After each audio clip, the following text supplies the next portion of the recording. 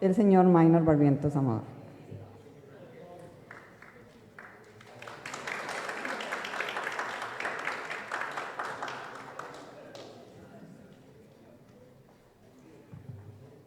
A continuación, tendremos el primer panel de conferencias sobre alfabetización digital, cultural y educación universitaria, y lo estará moderando el máster Manuel Chacón Ortiz, profesor universitario e investigador del Centro de Capacitación en Educación a Distancia, CECET.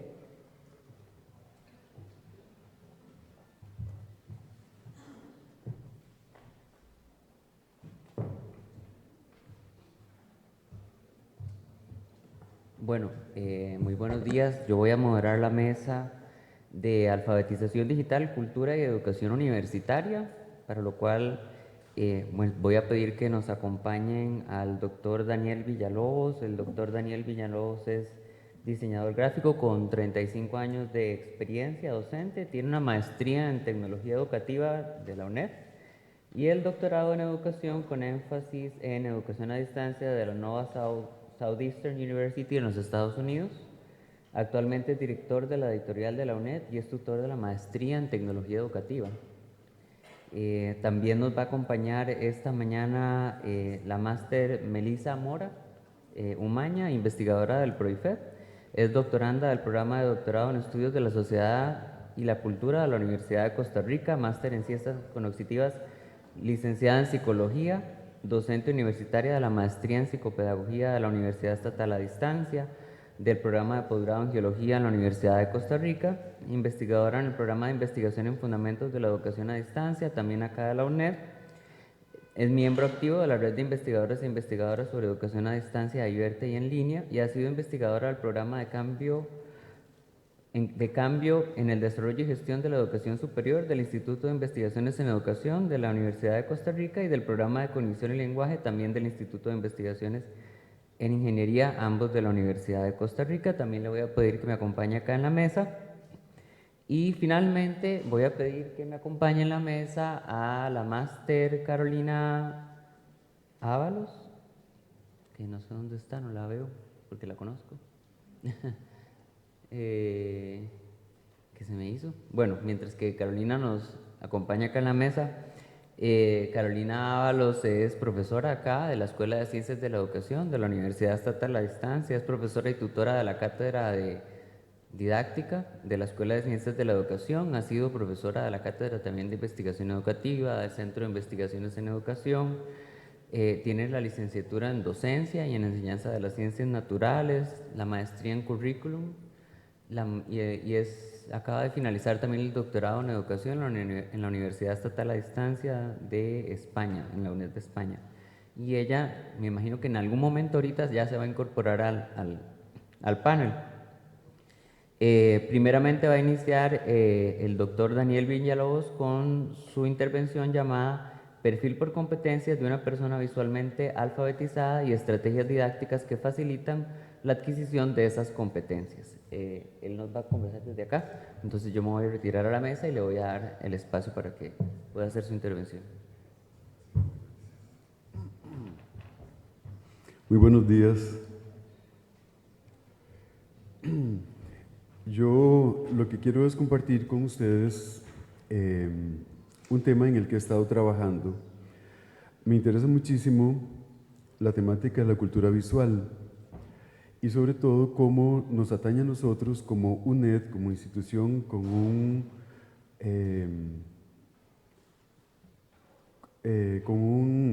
una propuesta, digamos, didáctica que es diferente a otras universidades, donde la docencia se entrega mediada por tecnologías y donde hay mucha visualidad en todo ese contexto.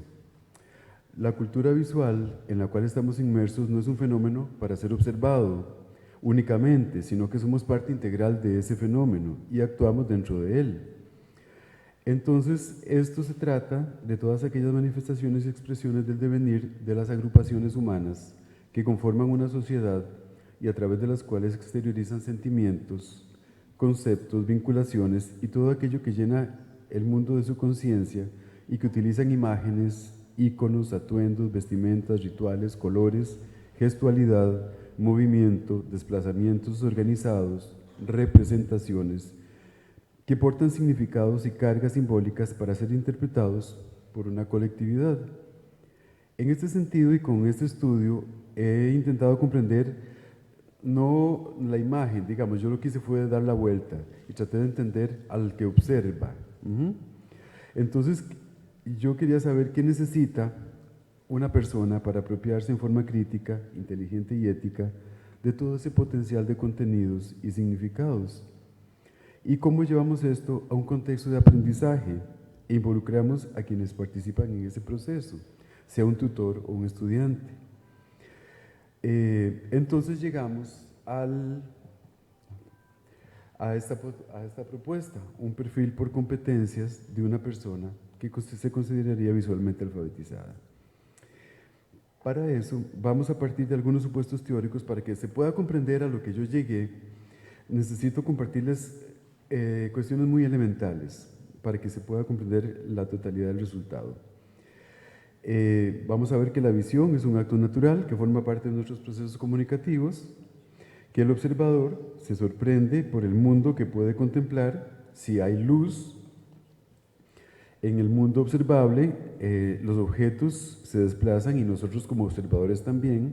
Sin embargo, percibimos un mundo organizado que podemos contemplar formas y colores, y estos pueden ser parte de un objeto. Y que si utilizamos nuestros recuerdos o nuestra imaginación, podemos percibir un objeto aún en ausencia de ese, ¿verdad? Un ejemplo, si yo les digo, pensemos en una rosa, no hay ninguna rosa aquí presente, pero todos hemos recordado cómo es una rosa. Igual si les digo, bueno, pensemos en una rosa plateada, estoy seguro que todos la pudieron visualizar. Listo.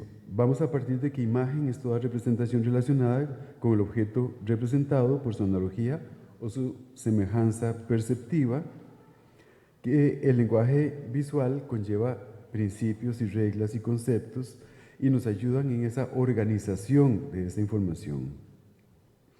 Para comprender esta organización, esos principios y las reglas, vamos a comprender 4 grandes grupos de elementos que componen o conforman la comunicación visual. Por ejemplo, los elementos conceptuales. Estos, por supuesto, no son visibles, son conceptuales.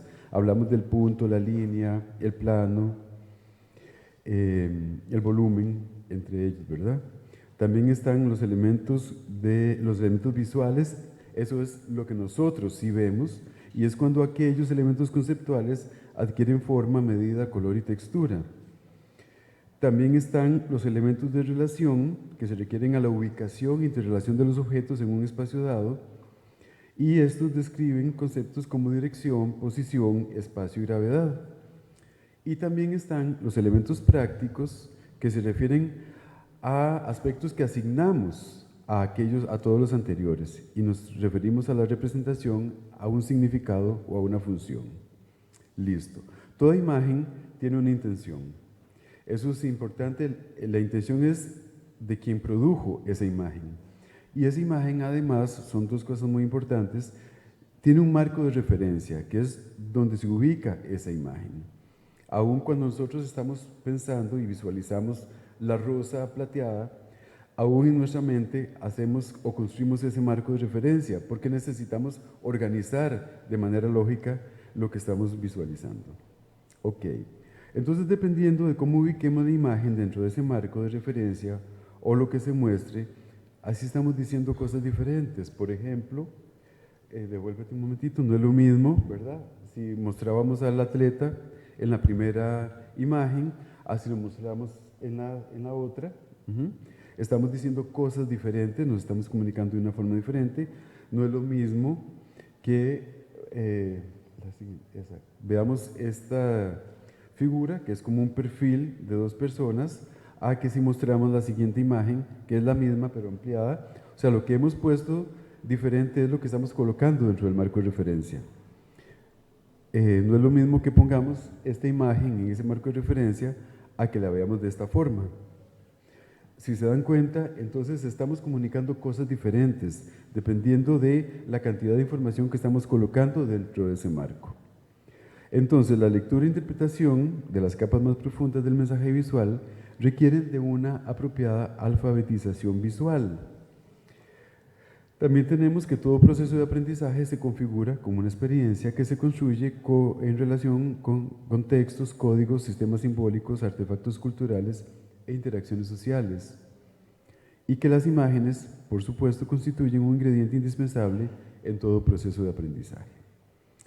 La alfabetización visual supone un adiestramiento de la mirada para intercambiar y recuperar conocimientos.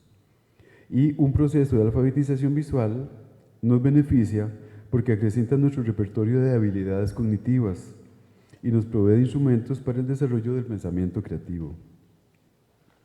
Varios estudiosos han percibido la alfabetización visual como una necesidad para la lectura crítica de la imagen.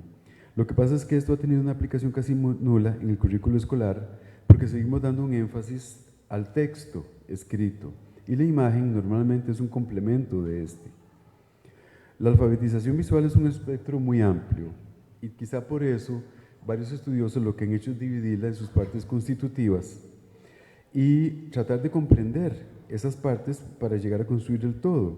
Por ejemplo, nos dicen que la visión procesa la información de dos formas. Una es extraer aspectos útiles a partir de las imágenes. Pasa la otra. Por ejemplo, ahí tenemos la imagen, una flor, una abeja. Pasemos a la siguiente. Pero también tenemos una indagación sobre la naturaleza de las representaciones internas, por medio de las cuales capturamos esa información que la deja disponible para nuestros pensamientos y acciones. Devolvamos a la de la flor. Por ejemplo, uno ve la abeja, la flor, clarísimo, es muy simple. Uno puede inferir por la luminosidad que tiene, que posiblemente sea en la mañana, se tomó la fotografía, que quizás es primavera, o podemos utilizar esa imagen para explicarle a los niños algunos aspectos de la sexualidad humana. ¿Sí? ¿Estamos claros?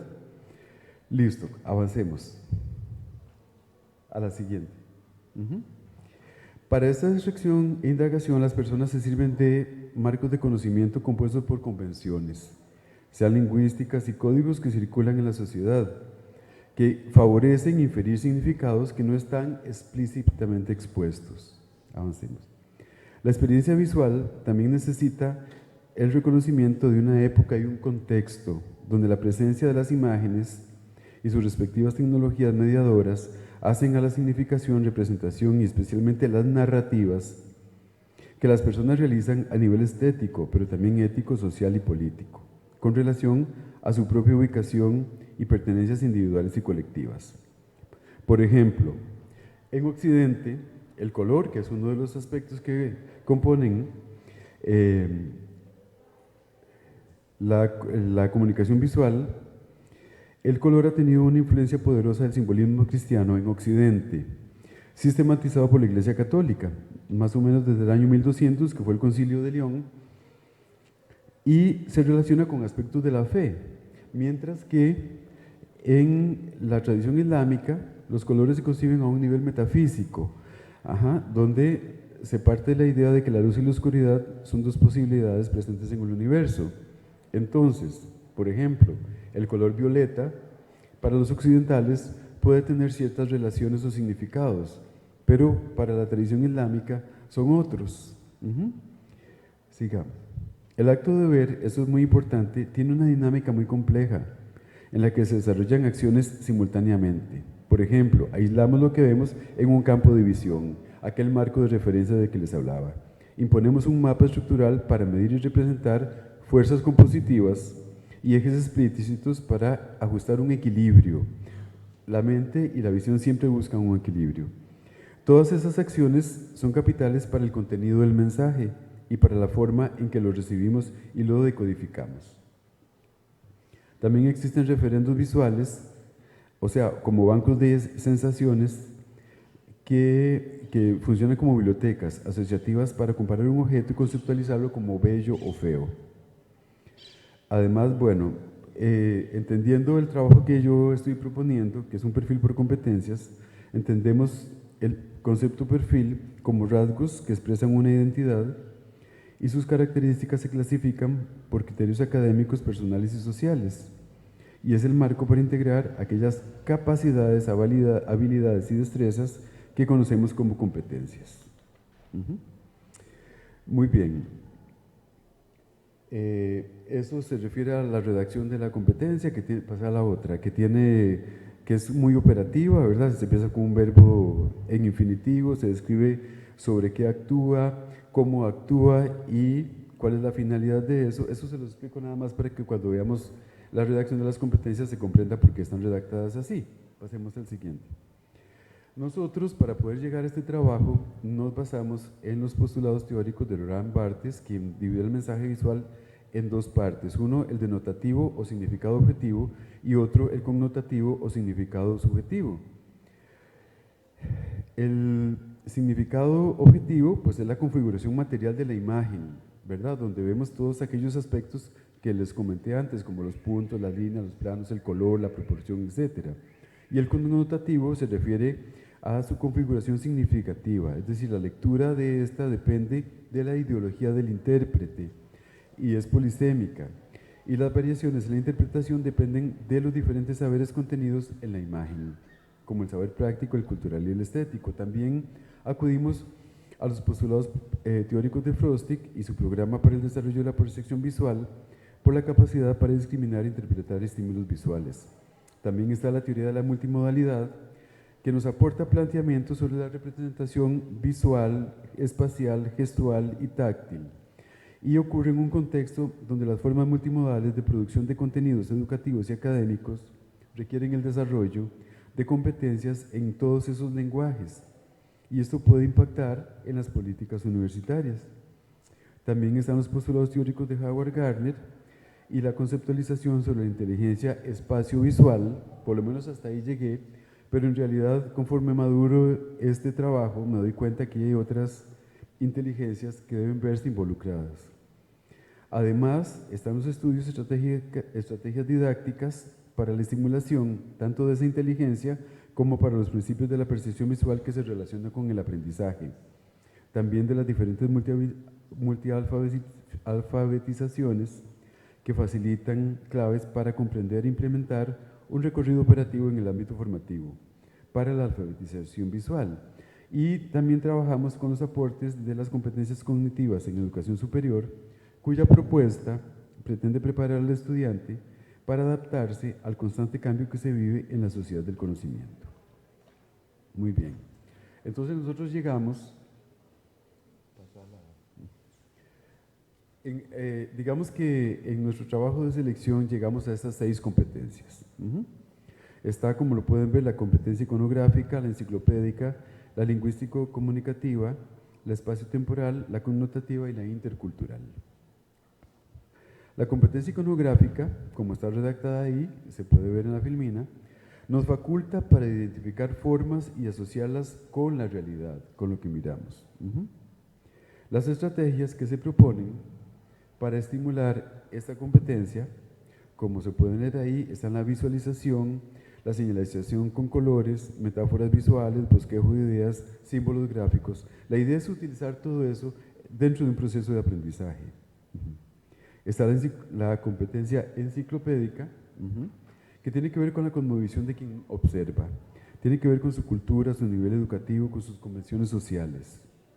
Las estrategias que se proponen para estimular la adquisición de esta competencia se detallan en la filmina. Ustedes ven que dice, hay cálculos, cuantificaciones, interrogación socrática, pensamiento científico, etc. Está también la competencia lingüístico-comunicativa, que nos faculta para describir el contenido de una imagen, ya sea en forma oral o escrita, y facilita la representación de significados. Esto es algo que se relaciona mucho con las narrativas. Las estrategias que se proponen para estimular la adquisición de esta competencia están precisamente la narración oral, el torrente de ideas, grabación de las propias palabras, realizar entrevista, escritura, publicaciones, etc. También está la competencia modal o espaciotemporal, que esta nos faculta para ubicar una imagen en el espacio y en el tiempo. Las estrategias que se proponen se detallan en la filmina Y también está la competencia connotativa. Esta competencia nos faculta para interpretar capas más profundas del mensaje visual, para indagar con base en convenciones y códigos que circulan en la sociedad, y nos ayuda a inferir significados que no están necesariamente expuestos de manera explícita en la imagen. Las estrategias que se proponen para estimular la adquisición de esta competencia están, como lo dice la Filmina, representación de experiencias sensoriales, de un existente individual, conocimiento sobre el estilo, o sea, los rasgos iconográficos, técnicos, compositivos, que permiten vincular una imagen con una época o con una cultura. Y está la competencia intercultural. Esa competencia de alguna manera incorpora a todas las anteriores, incorpora significados culturales con conocimientos previos, llevando a la comprensión del entorno donde se produce la comunicación. Y las estrategias que se proponen están, entre otras, ¿verdad?, involucran a la academia integrar la alfabetización visual con áreas curriculares como la ciencia, la tecnología, etcétera, motivar a los estudiantes o aquellas personas que no son necesariamente escritores, pero que sí tienen recursos para hacer representaciones gráficas o iconográficas, desarrollar habilidades de pensamiento crítico, combinar alfabetización verbal con alfabetización visual y analizar textos visuales que incluye el reconocimiento de la representación, la construcción del contenido simbólico y la comprensión de los contextos culturales. Entonces, la idea de este trabajo pues, fue tener la base suficiente teórica para ya poder partir. Es una propuesta estrictamente teórica, eso lo tenemos que probar. Tenemos que saber si estas son todas las competencias o si hay alguna que sobra entre lo que tenemos sobre la mesa. Y la propuesta que tenemos es pues, iniciar líneas de investigación sobre estas competencias y sobre las estrategias para de alguna manera poder hacer algún aporte positivo a la UNED como institución educativa. Eso sería, les agradezco muchísimo su atención. No me sacaron rótulos, lo hice a tiempo. Muy bien.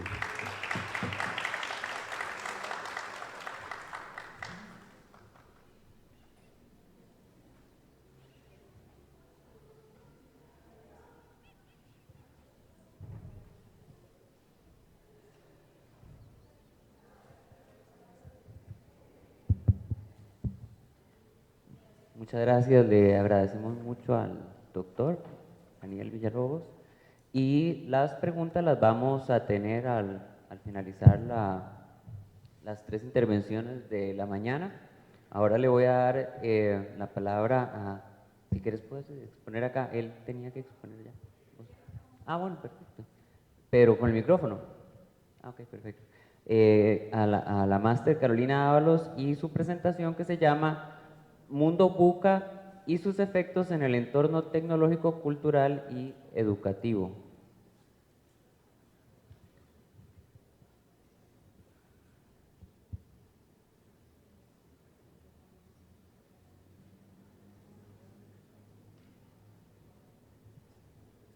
Buenos días, ¿cómo están? Bueno, como bien dijo Manuel, mi nombre es Carolina, yo soy profesora de la Escuela de Educación, trabajo en la Cátedra de Didáctica y Currículum. ¿Alguno de ustedes ha escuchado sobre el mundo buca? Sí, quienes son de administración de empresas generalmente están más habituados a escucharlo. Yo me di cuenta hace poco y fue algo que en realidad me impactó. Somos conscientes de que tenemos cambios, somos conscientes de que el mundo está cambiando y a veces ni cuenta nos damos, que todos los días nos levantamos y a veces nos quedamos en ese aspecto de incertidumbre y decimos, ¿y esto para dónde va? Entonces, yo sí les invito en estos 30 minutos a que nos relajemos, a que seamos de proyección, a que veamos la exposición con esa capacidad de visión y a no cerrarnos, porque una de las cosas que siempre sucede es que la innovación genera miedo, y siempre, cuando hay algo que es incertidumbre, siempre nos va a generar ese miedo, pero no tenerle ese miedo al cambio. Vamos a ver un video.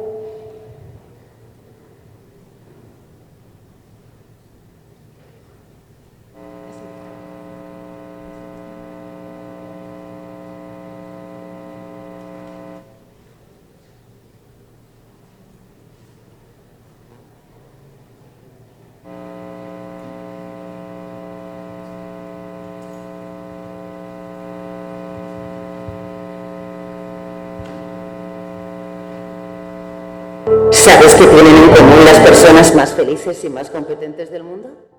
Que todos comparten 8 modelos de pensamiento.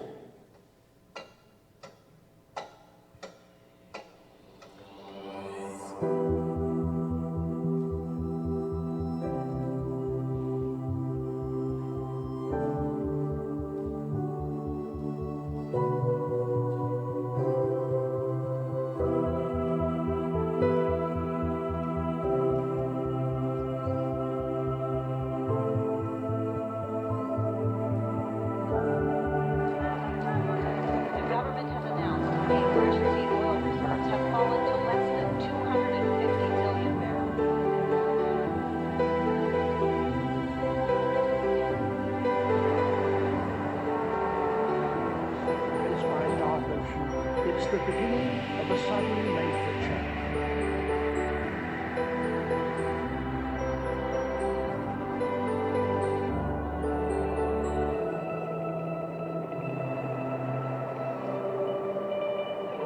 Most nutritionists will tell you that bad food and a lack of exercise are the main contributors to obesity.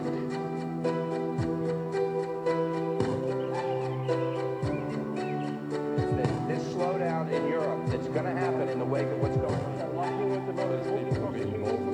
People can donate money in small increments to a project which they believe has moral and ethical value and that is good for the community.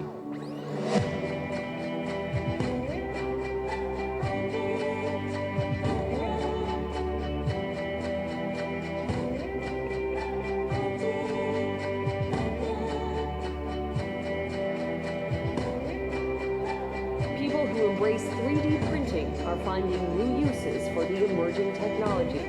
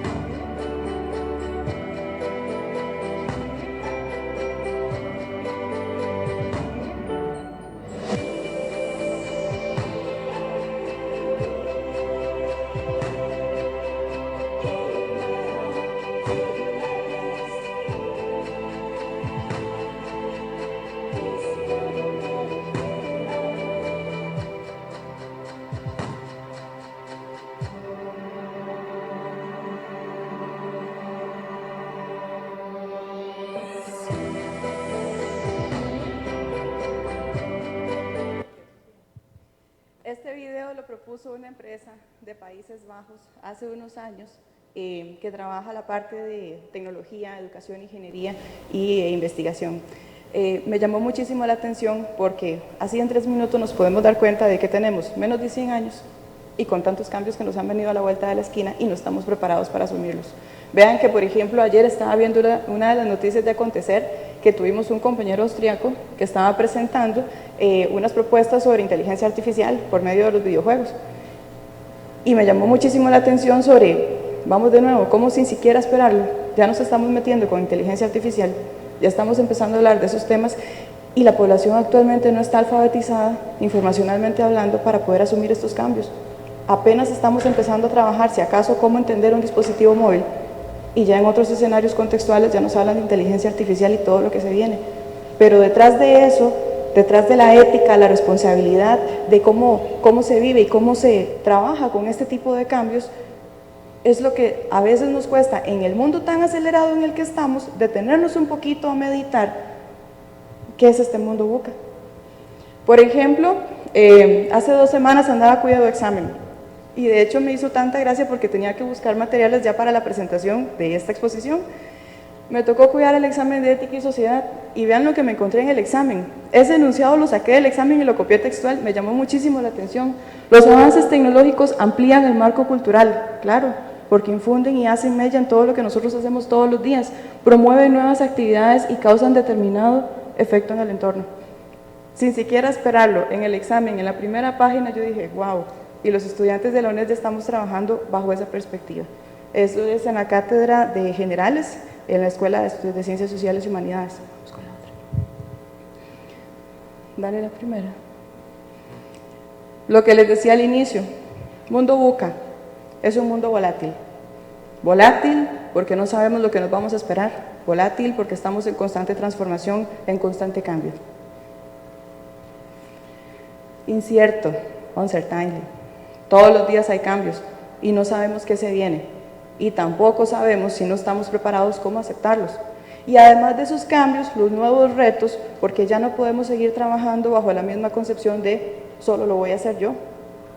Entre más nos apoyemos y más redes de colaboración tengamos, las probabilidades de que este tipo de herramientas de tecnología, ya de cuarta y quinta generación, sean más viables de trabajar si todos entendemos y aportamos de todo un poquito.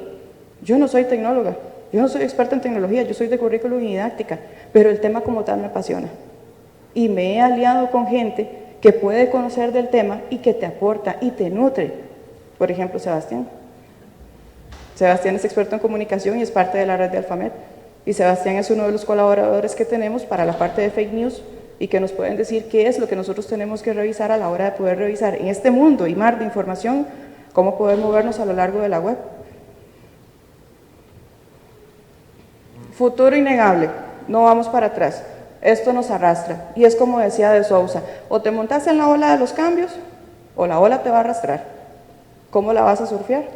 De Sousa habla de un modelo de surfear la ola de los cambios. ¿Hacia dónde vamos? Porque es un hecho que vamos o vamos. Y en educación sucede mucho con los profesores. O vamos o se quedan rezagados. Y entonces tenemos estudiantes que son aburridos, que no le ven sentido a las clases, que no conectan por qué el contenido temático con la realidad, cómo se va a vincular y por qué estoy estudiando eso. Y todos, cuando estuvimos en algún momento en el colegio o en la escuela, nos preguntábamos qué diantres estoy haciendo aquí sentado. ¿Para qué me están enseñando esto si no me va a servir de nada? Los profesores en este momento tienen tantas herramientas, pero al tener tantas herramientas y tan poco manejo instrumental, esto se les hace también una crisis. Entonces, todo este montón de cambios a los que nosotros estamos supeditados todos los días, es lo que conocemos como mundo VUCA. Si quieres poner la otra.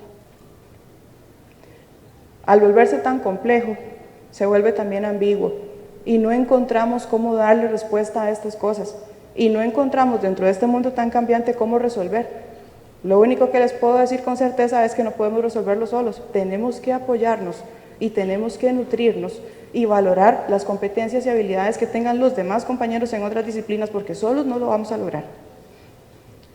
Ahora, ¿cómo este mundo VUCA, que es tan cambiante, tan volátil, tan incierto, va a hacer esos efectos que ya estamos viendo dentro de la tecnología, dentro de la cultura y finalmente, pero no menos importante, dentro de la educación? Yo creo que todos aquí los que estamos nos podemos dar cuenta que la segunda revolución industrial a nosotros nos dejó la claridad de que la educación era importante con un propósito, para que cada uno tuviera una mejor condición y calidad de vida y pudiera trabajar. Pero en este momento estamos hablando de 70 años después de la primera revolución, y todavía seguimos pensando que la educación es ese factor de título que me va a generar la oportunidad de calidad de mejora. Y nos estamos dando cuenta que ya hay carreras que hasta obsoletas están, que ya ni siquiera se ofrecen porque no tienen posibilidad en el mercado y que valdría la pena empezar a mentalizar cómo las fusionamos. Y si se fijan, en el 2010, que no está tan largo de acá, ya empezamos a trabajar con estos dispositivos móviles inteligentes. A ver, yo recuerdo, yo soy de la generación del 80 y yo me acuerdo cuando yo me compré mi primer teléfono a los 19 y era un teléfono que yo amaba porque no tenía ni WhatsApp, no tenía ni Facebook, no tenía ni Hi-Fi, era nada más de mensajes de texto. Esto, indiferentemente lo querramos o no, se convierte en un vicio. Nosotros tenemos la necesidad y muchos se justifican diciendo, no, es que yo trabajo con esto, yo trabajo con el aparato, pero se ha generado una cultura de incertidumbre porque nadie quiere soltar el aparatito. ¿Y quién nos enseña a responsabilizarnos, alfabéticamente hablando, de cuánto es lo pertinente para usar estos aparatos? ¿Quién nos dice? Hasta el momento nadie nos ha dicho. Nos metieron atropelladamente el montón de avances tecnológicos y aquí los tenemos y tenemos que aprender a lidiar con ellos. Y estamos viendo que en menos de 100 años ya tenemos un montón de cambios y tenemos que empezar a asimilarlos. O los asimilamos o los asimilamos. Vean por ejemplo esta. A mí esta me preocupó un montón porque es cada 60 segundos. ¿Qué pasa cada 60 segundos? ¿Qué hace cada 60 segundos una persona? Vean, estamos hablando de 1 millón de inicios de Facebook cada 60 segundos. Vean la cantidad de veces que se meten a Tinder. Yo no sé, 1.4 millones. O sea, ¿qué está haciendo la gente? ¿En qué está? Vean, aquí entre lo que es WhatsApp y lo que son los mensajes estos de Facebook, 41.6 millones de mensajes enviados cada minuto. A ver, gente, ¿en qué estamos? O sea, yo no sé cuántos de ustedes tienen el teléfono por ahí abajo y están mandando un mensaje o están haciendo algo. Y asústense más, vean por ejemplo Netflix, casi 700,000 horas vistas cada minuto. Porque nosotros no estamos tratando de medir. Los que estamos aquí estamos en esto, pero allá afuera, ¿qué están haciendo los demás? Eso no lo medimos. Sin embargo, hay estudios ya comprobados de, vean las alertas, vean la gente cómo está metida en este montón de recursos, pero no tiene un filtro para decir hasta dónde. A mí, por ejemplo, me pasó. Yo, honestamente, el año pasado yo entré en una claridad que yo dije, yo tengo que desconectar el Facebook del teléfono, porque era ya una necesidad de estar vineando a ver quién había puesto un like o qué puso qué cosa, o mi hermana me mandaba un mensaje a tal. Y llegué al punto de llegar y quitar, por ejemplo, la parte de modo avión, dejarlo en modo avión por 3-4 horas, y uno se da cuenta de lo que rinde efectivamente, y por lo menos a mí me funcionó. Si usted quiere rendimiento alto y calidad de trabajo, tiene que desconectarse del aparato. Y ahí en la oficina, por ejemplo, yo sí les pedí, encarecidamente llámenme a mi casa, porque yo trabajo desde allá, yo estoy en la casa. Entonces, me llaman a la casa, yo estoy, pero no me llamen al teléfono. El teléfono yo prefiero quitarlo, modo avión por lo menos 3-4 horas, conecto, empiezo a ver, porque también uno se cansa de estar también en frente de la computadora cada rato. Vuelvo a revisar, me despejo un rato y otra vez vuelvo a desconectar. La gente no trabaja en paz con estas cosas, y aquí en la universidad lo hemos visto, tienen doble pantalla, son súper ágiles, y los chiquillos más jóvenes ahorita tienen como 10-15 pantallas abiertas al mismo tiempo. Tienen el chat, tienen el Tinder, tienen el Facebook, tienen el WhatsApp, tienen por todo lado abierto, y así pueden trabajar.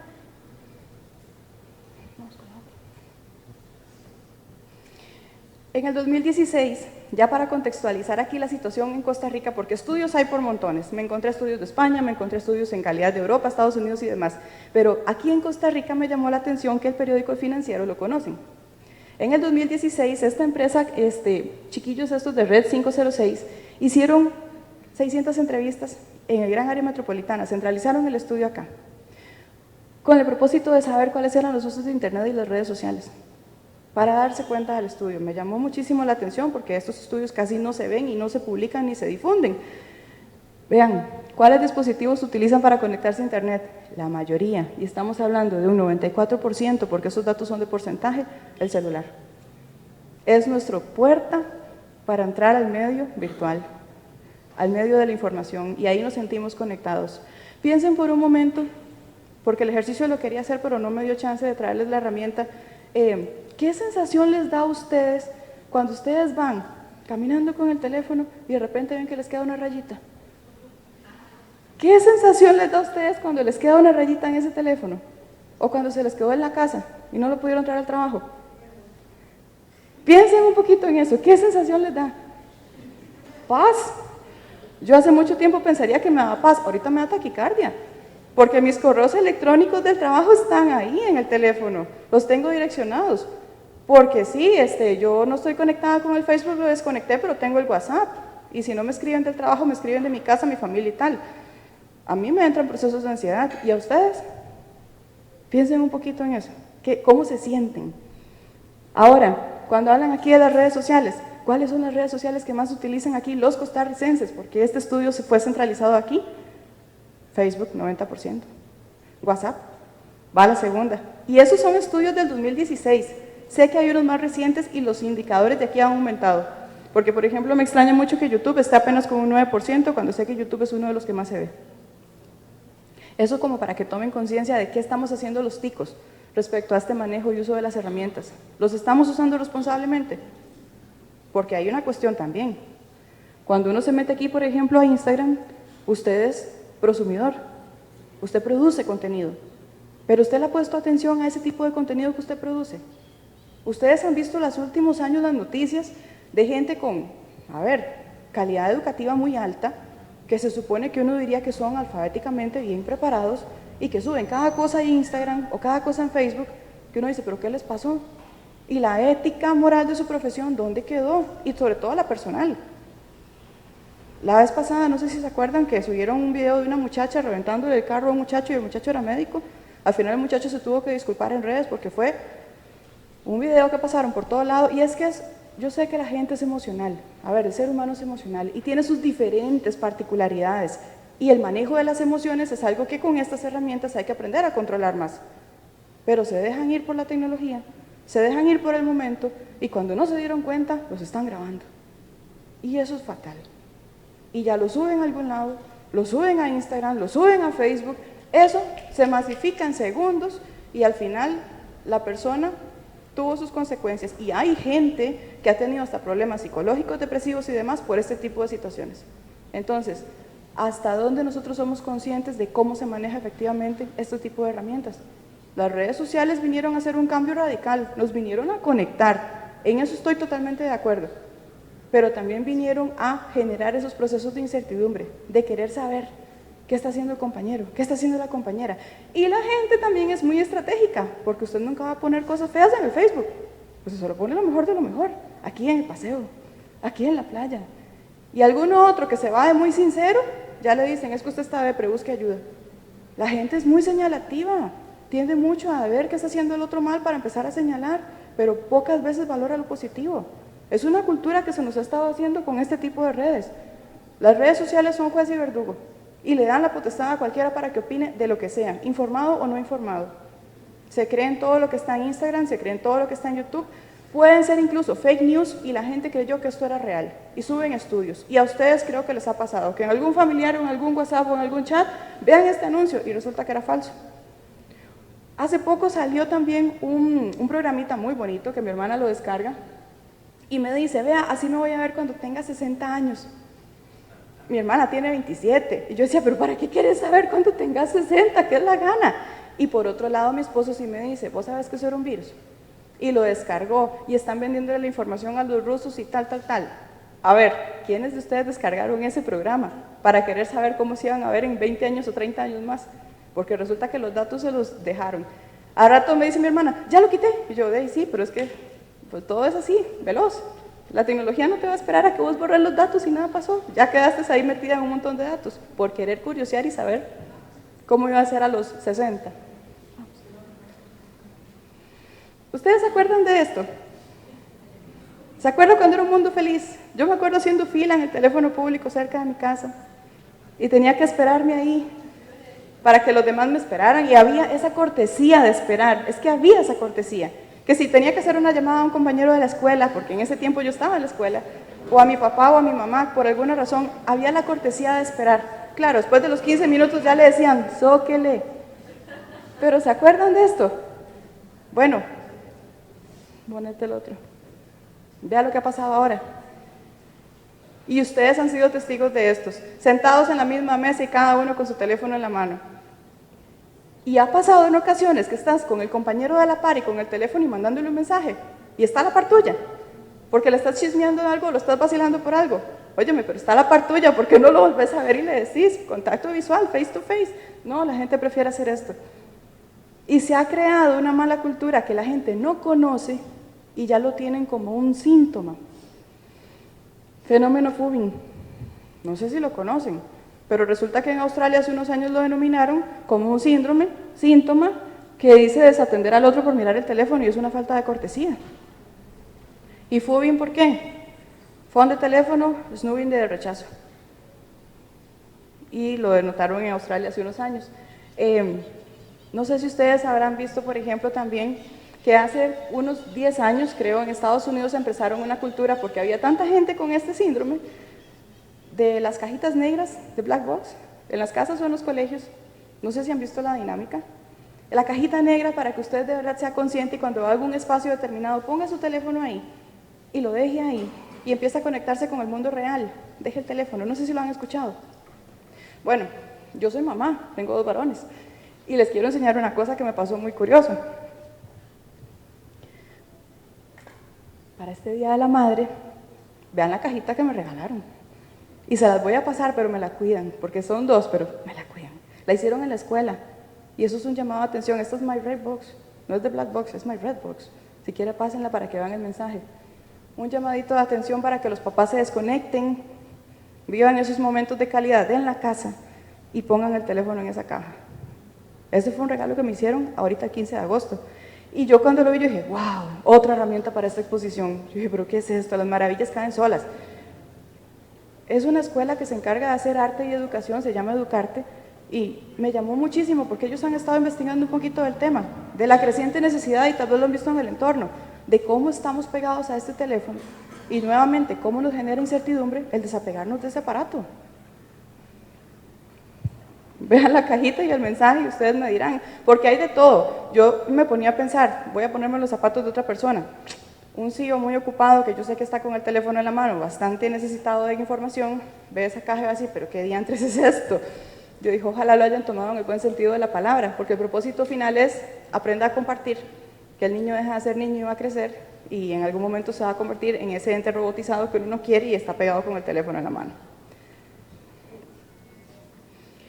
Cómo todo esto del mundo VUCA, cómo todo esto de los diferentes dispositivos digitales que hemos tenido aquí, vienen a hacer efecto directo en la cultura. Ha cambiado también la cultura. Desde lo que nosotros visualizábamos como niños, y yo todavía soy de las últimas de la cola, que podía estar en el barrio jugando tranquila, sin la necesidad de estar pegada al televisor, y que llegaran los amigos a buscarme a la casa, ¡jale a jugar! ¿Se acuerdan de eso? Ya eso no lo hacen ahorita. Tal vez en el campo algunos, pero no todos. Mi familia es de Guanacaste y ya ni esto se ve. Ponete la otra.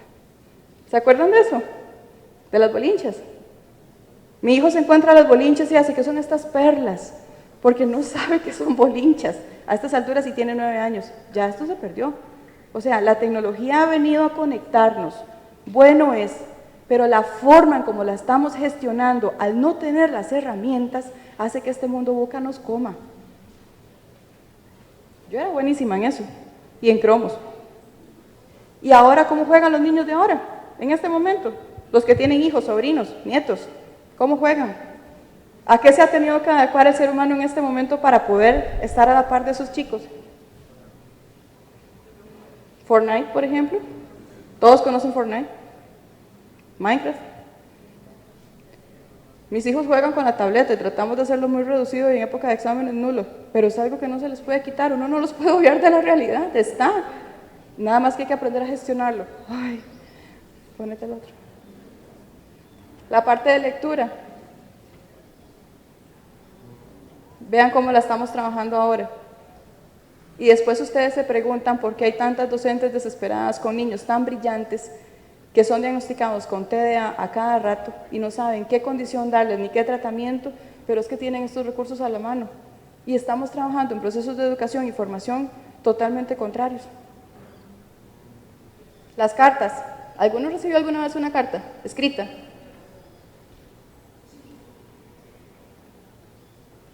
Y vean cómo nos comunicamos ahora.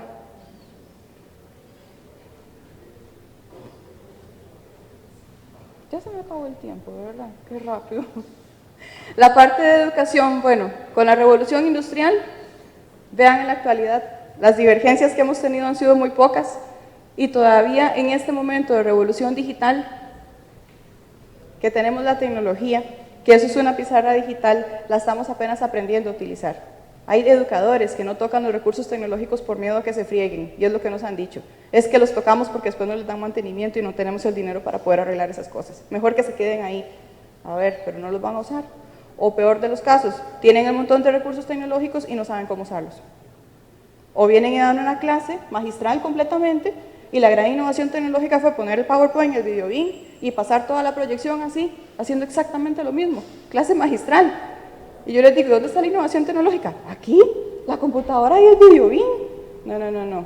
Eso es un manejo instrumental, pero ¿qué hizo usted creativo para llamar la atención? Ponerles esto también aquí en la pantalla.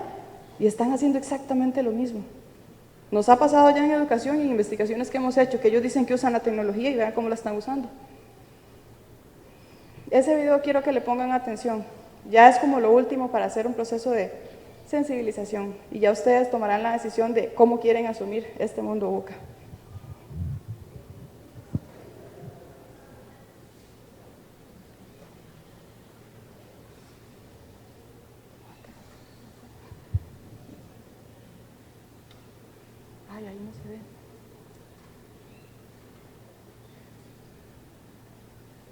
si lo copias por aparte.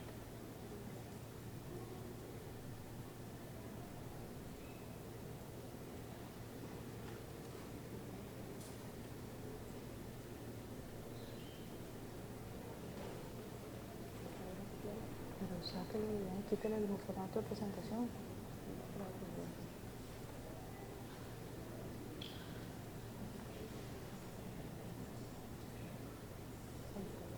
Ok. Está comenzando, es una muchacha que se acaba de levantar. Ah, gracias.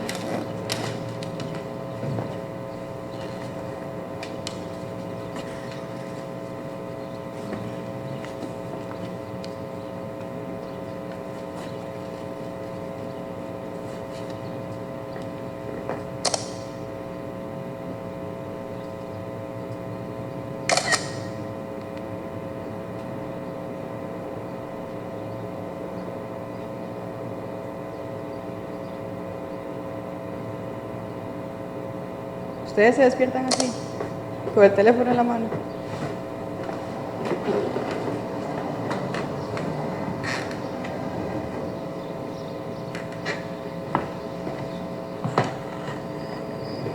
Not this weekend, Mom. I'm so sorry. Mare, are you sure? I feel like I saw you more when you lived in New York. You know, the Kerns are having their barbecue. I think their son is single again. No, Mom. I don't need to be fixed up. Look, I just got home from work and I need to make dinner. I'll call you in the morning, okay? I love you. I love you. Y la mentira consciente e inconsciente. Prefiere evitar compartir con la mamá un barbecue y vea lo que sigue haciendo.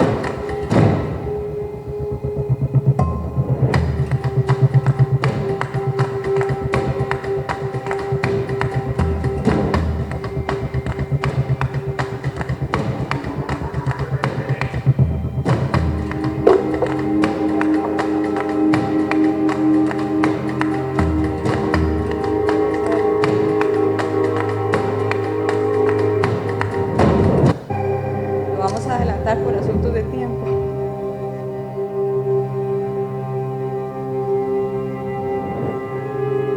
Si quieren verlo completo, después me mandan un correo y yo se los paso.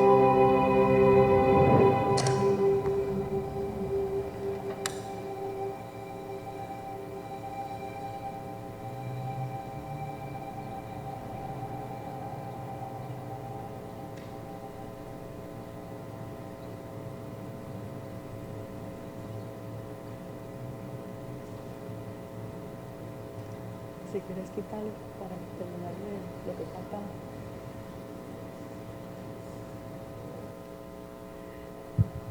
¿Cómo con todo esto podemos asumir entonces el mundo VUCA?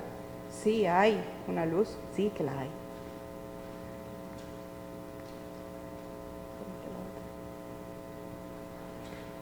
Con velocidad, pero consciente. Velocidad consciente. ¿A qué voy con esto? Sean conscientes de lo que están haciendo. No se dejen llevar por la ola de cambios. Los cambios son buenos, pero ustedes tengan el control de su vida. No dejen que otros tomen ese control. Estamos en un mundo que va muy rápido. Sí, yo sé que tenemos que también andar a pasos agigantados, pero de forma consciente. ¿Hasta dónde usted está dispuesto a asumir y que le genere ese estado de bienestar a usted? ¿Hasta dónde? Y también póngase ese límite. Velocidad. Uncertainty, bueno, en vez de incertidumbre, innovación, pensamiento innovador. Sabemos que los cambios abruman, sabemos que no todos estamos acostumbrados a cambios y sabemos que no todos tenemos las herramientas. ¿Cuál es la ventaja? Es una habilidad blanda y las habilidades blandas por medio de nuestra neuroplasticidad neuronal, a ver, se estiran y se encogen, se generan. Con eso no hay ningún problema. En la escuela tal vez no los aprendimos por el modelo que tenemos de educación, pero sí que se pueden aprender ya después, con innovación. Aunado con pensamiento creativo. ¿Qué significa eso? La apertura de pensamiento, la apertura de escucha. Y finalmente, esta parte última, agilidad. Sabemos que es complejo, sabemos que es ambiguo, pero siendo ágiles, busquen ustedes sus formas propias de cómo buscar, encontrar este estado de bienestar dentro de este mundo VUCA, porque lo tenemos y va a seguir. Este mundo VUCA viene desde los años 90, fue propuesto desde una estrategia militar en Estados Unidos para estrategias de ataque, pues, así lo denominaron porque había mundos cambiantes, mundos inciertos, mundos volátiles y demás, y ese fue el nombre que le acuñaron y todavía lo siguen desarrollando, mundo VUCA, pero ¿cómo lo vamos a trabajar? Entonces, váyanse con esa idea y yo de verdad que les agradezco el espacio y bueno, ya vi que me dejaron la cajita. Muchas gracias.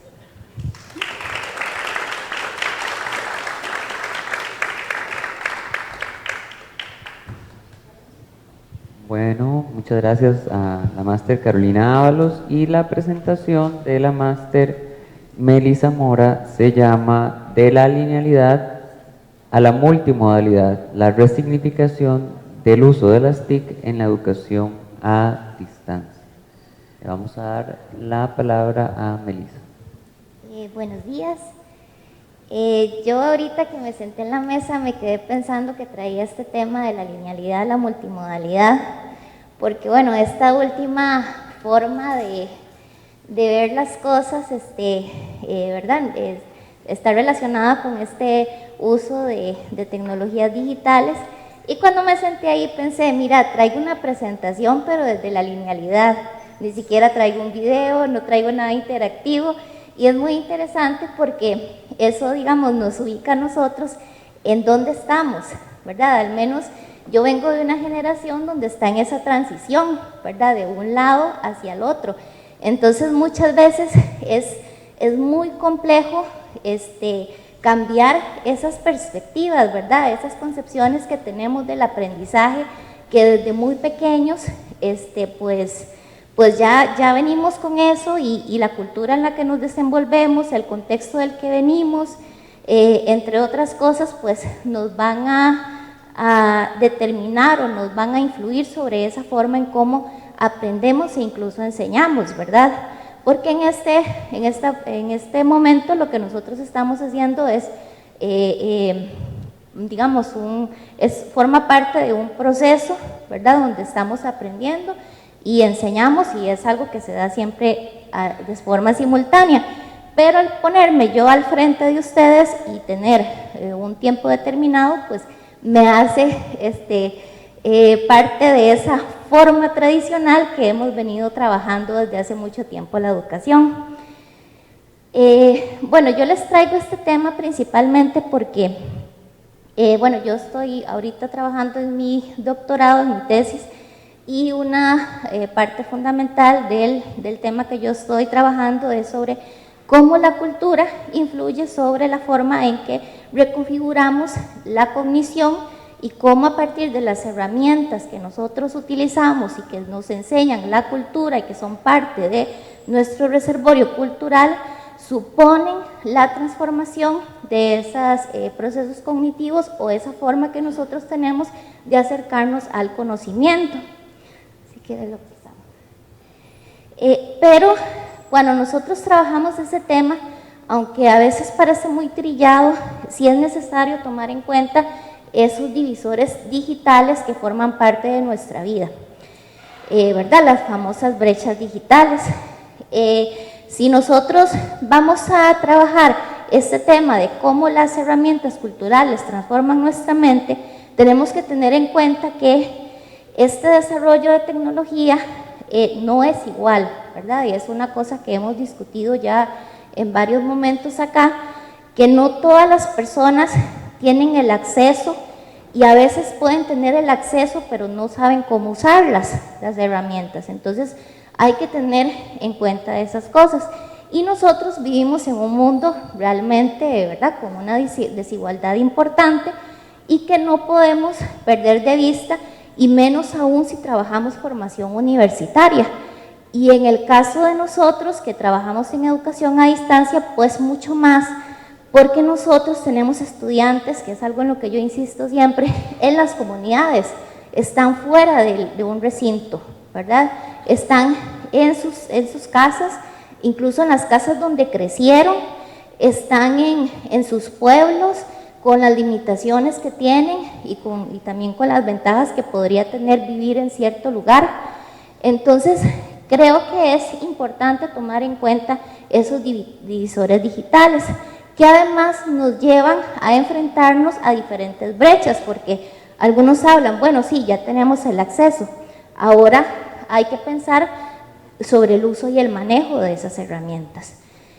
Entonces, hay muchas más, pero yo agrupé esas porque me parece que son pertinentes para el contexto de nosotros aquí en la UNED o en la educación a distancia. La primera está relacionada a las diferencias generacionales. Nosotros tenemos que tomar en cuenta que esto es muy importante, o sea, no es lo mismo una persona que nació con la televisión que una persona que nació con el teléfono móvil, ¿verdad? Son cuestiones muy diferentes y nosotros tenemos que partir de esa idea. El género, esta es muy importante, el asunto del género. Sabemos que hombres y mujeres no están teniendo acceso de forma igualitaria a la tecnología digital. El nivel socioeconómico, por supuesto, ¿verdad? Si yo no tengo los recursos para comprar un dispositivo, pues es mucho más complicado incluso ser competitivo en una sociedad donde ocupamos conocer sobre estas herramientas. La interculturalidad, que ahí también no solo incluye la diversidad que nosotros tenemos, ¿verdad?, a nivel cultural, sino las mismas resistencias que la cultura tiene en algunos momentos para el uso de estas tecnologías digitales. El contexto de desarrollo, ¿verdad? Cada persona crece y se desarrolla de una forma diferente, aunque estemos en la misma familia, aunque seamos hermanos gemelos, ya se sabe que hay diferencias importantes. Yo no voy a tener las mismas vivencias que tiene otra persona, no voy a tener la misma forma de expresarme emocionalmente que otra persona. Hay características muy particulares que hay que tomar en cuenta en la educación siempre. El área geográfica, sabemos que hay un problema de cobertura, al menos aquí en Costa Rica es algo que se ha tratado de trabajar, pero sin embargo sigue siendo un punto importante. Y la otra está relacionada con las personas en condición de discapacidad. Si a estas personas se les dificulta el acceso a la educación, imagínense qué pasa con ese tipo de herramientas, pues hay mucho más limitaciones de acceso.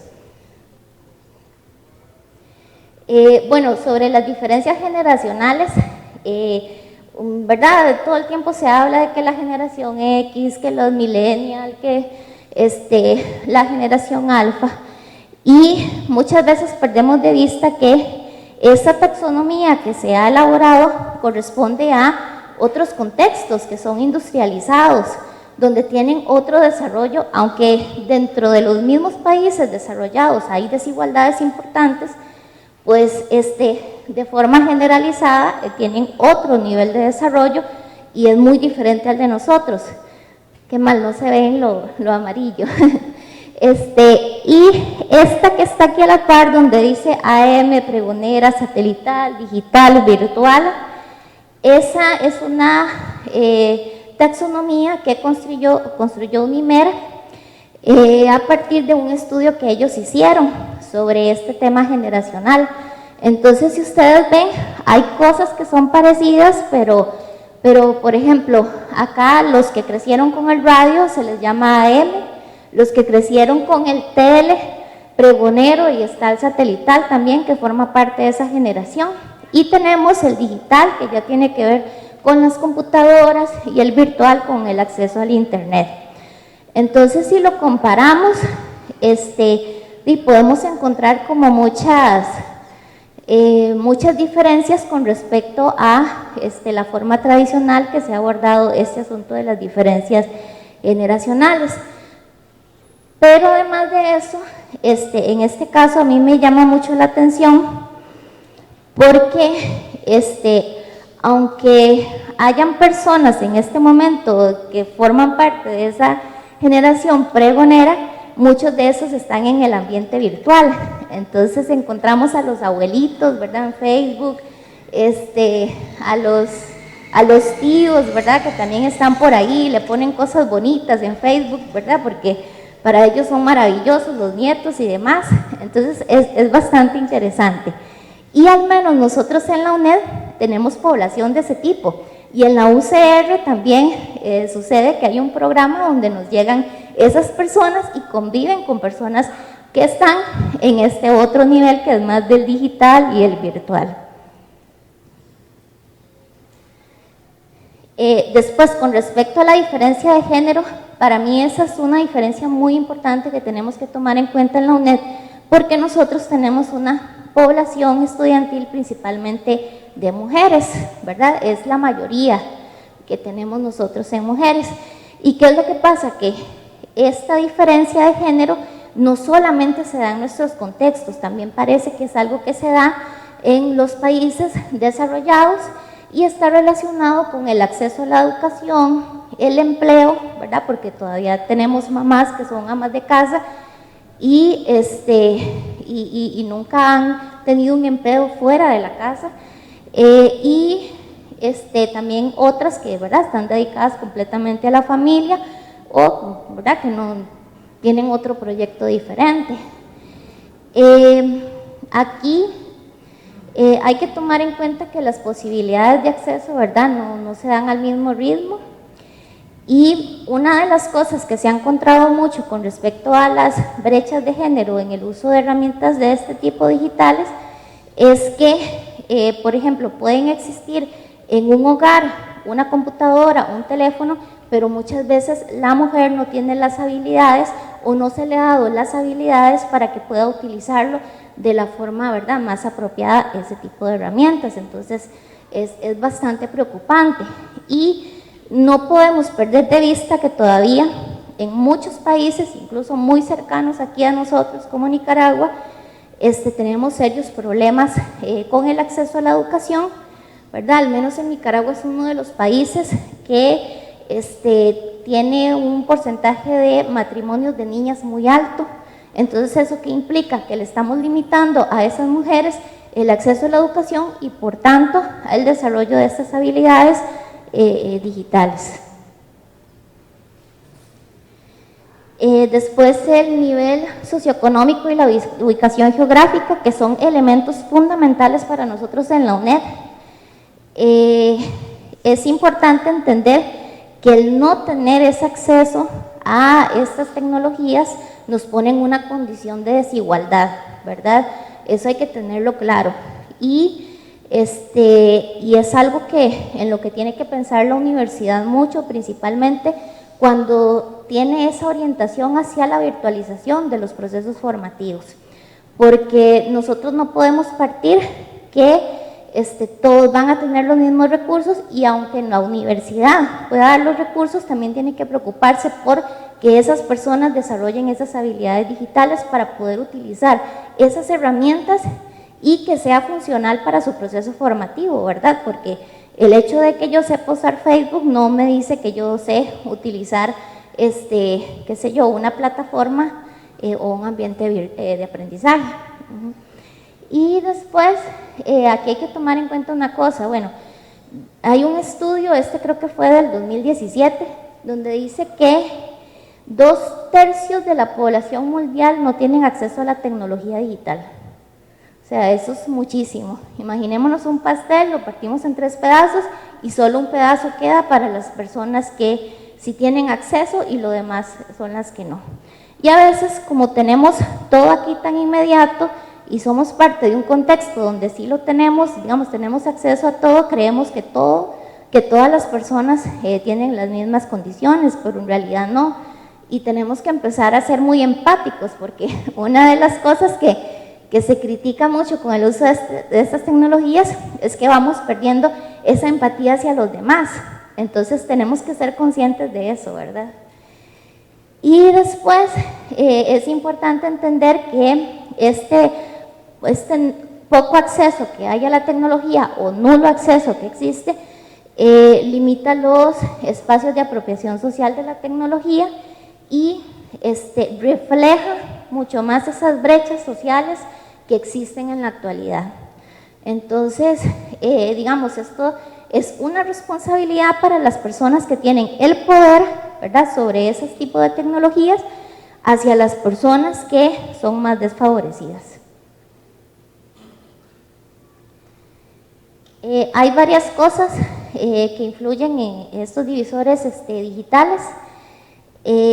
Por ejemplo, estas brechas nosotros las vemos reflejadas en la universidad, y no solamente en educación a distancia, lo vemos en una universidad presencial, donde una persona que viene de una zona rural, donde quizás nunca ha tenido una computadora, llega acá, ¿verdad?, y tiene que hacer uso de eso. ¿Y cómo lo hace? Porque al menos yo me acuerdo cuando yo estaba pequeña en la escuela, y era la primera vez que nos enfrentábamos al uso de una computadora. Uno tiene miedo, ¿verdad?, de hacerlo mal, de fallar. Entonces, imagínense ya una persona que va a depender absolutamente de ese tipo de dispositivos. O sea, es una cosa que nosotros también tenemos que pensar, cómo se siente esa persona al enfrentarse con esas herramientas. Después, creo que hay una de las cosas que nosotros podemos hacer, y es mucho más fácil, que es darle el acceso a eso. Pero no podemos quedarnos con eso, ¿verdad? Tenemos que hacer que la gente aprenda a utilizarlo. Después nosotros, al menos aquí en la UNED, tenemos una población estudiantil heterogénea, ¿verdad? Entonces no podemos pensar en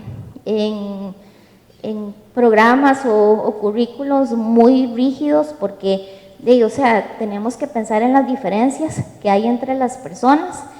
Al menos nosotros lidiamos con personas de diferentes zonas geográficas. Estamos hablando de gente que está aquí en San Pedro hasta gente que está en Talamanca. La mayoría es población femenina. Entonces ya sabemos que hay una brecha importante sobre ese sector. Personas en condición de exclusión social y económica. Bueno, nosotros tenemos estudiantes que son privados de libertad, y ya se sabe que eso implica que ellos tienen restricciones muy fuertes con respecto al uso de la tecnología. Y bueno, y me parece que es importante, porque bueno, algunos sí tienen acceso, pero la usan para robar, ¿verdad? Deberíamos procurar de que usen esos dispositivos para que cuando ellos salgan, sí, bueno, si esa es la idea de eso, de estar recluido, tengan habilidades para enfrentarse a un mundo diferente, porque yo no me puedo imaginar una persona que entró hace 20 años a la cárcel y sale ahora y nunca en la vida ha tenido un teléfono celular, ¿verdad? Es una cosa que hay que pensarse. Y además tenemos dentro de todo esto las brechas generacionales, porque estamos hablando de que ahora tenemos estudiantes de 17 años y hasta tenemos mayores de 50. Entonces, ¿cómo hacer eso cuando trabajamos un curso virtual en la plataforma? ¿Verdad? Qué complicado, porque ahí nos enfrentamos con el asunto del aprendizaje lineal y multimodal, porque estamos hablando de que son generaciones, en algunos casos, que han aprendido con el libro, con procesos secuenciales, con procesos muy claros, ¿verdad?, y lógicos, y otros que están acostumbrados a estudiar con el teléfono, con la computadora, con el libro y con un montón de recursos a la par. Entonces, es una situación que realmente hay que pensarla. Y la otra cosa que incluyo es el manejo de los medios. Aquí voy a hablar de medios como algo muy amplio, no solamente los medios que ahorita tenemos, ¿verdad?, virtuales y demás, sino que los medios tradicionales, porque tenemos que tener en cuenta que al existir estas brechas geográficas, también vamos a tener diferentes accesos a diferentes medios. Por ejemplo, en una zona rural puede ser mucho más fácil tener un radio o tener televisión que tener una computadora y viceversa. Entonces, a veces de las personas que vivimos en centros urbanos, incluso, bueno, se sabe que hay gente que solo ve Netflix, ¿verdad? Solo ve una plataforma, o no ve noticias, o no sabe lo que es escuchar el radio. Entonces, son cosas que tenemos que ir tomando en cuenta. Después, hay una cosa importante de todo esto, y que, bueno, los humanos somos especialistas construyendo herramientas, ¿verdad? Y nosotros utilizamos esas herramientas para transformar y controlar un poco el ambiente y lo que nos rodea. Pero en este proceso resulta que eso también nos está transformando a nosotros, a lo interno. Entonces, esto no es ajeno al uso que hacemos de las TIC. Por ejemplo, en la representación de contenidos, ya no usamos solo el libro, sino que usamos diferentes medios. Incluso nosotros en la universidad tenemos unidades que hacen multimedias, unidades que hacen videos, que hacen audios, que hacen, ¿verdad?, todo tipo de cosas para ir como cubriendo esa demanda. Entonces hemos pasado de ese uso exclusivo de la forma escrita, ¿verdad?, donde es secuencial, el aprendizaje es ordenado y hasta predecible, a uno que tiene una forma diferente, porque utiliza recursos escritos, recursos auditivos, visuales, incluso táctiles. Por ejemplo, ahorita que Carolina hizo la presentación, ella nos trajo un poco de todo, hasta nos trajo cuestiones que podíamos ver ¿verdad?, y tocar. Entonces, estamos más hacia eso. Y esto se caracteriza más por esa hipertextualidad, que estamos rodeados de mucha cosa, de la interactividad y la conectividad.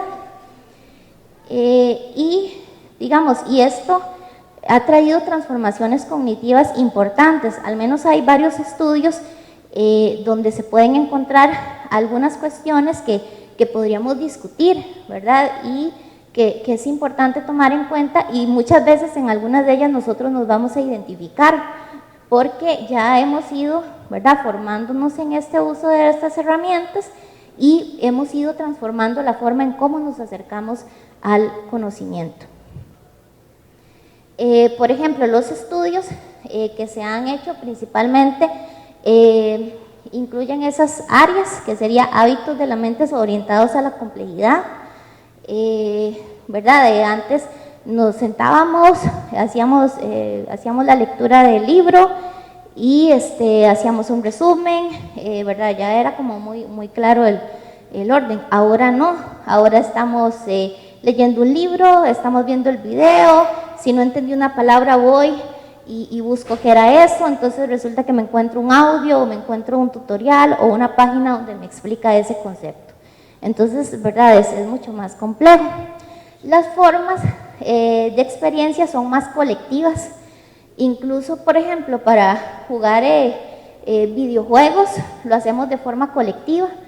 Eso no es solamente el chiquito que se sienta frente al televisor a jugar, ¿verdad? Sino que ahí está jugando con otros compañeros, está compartiéndose el WhatsApp, las claves, los trucos, por el video está viendo los tutoriales para poder avanzar en un nivel y demás. Entonces es mucho más dinámico, y además están hablando, ¿verdad? Están conectados con un micrófono y están hablando con los otros.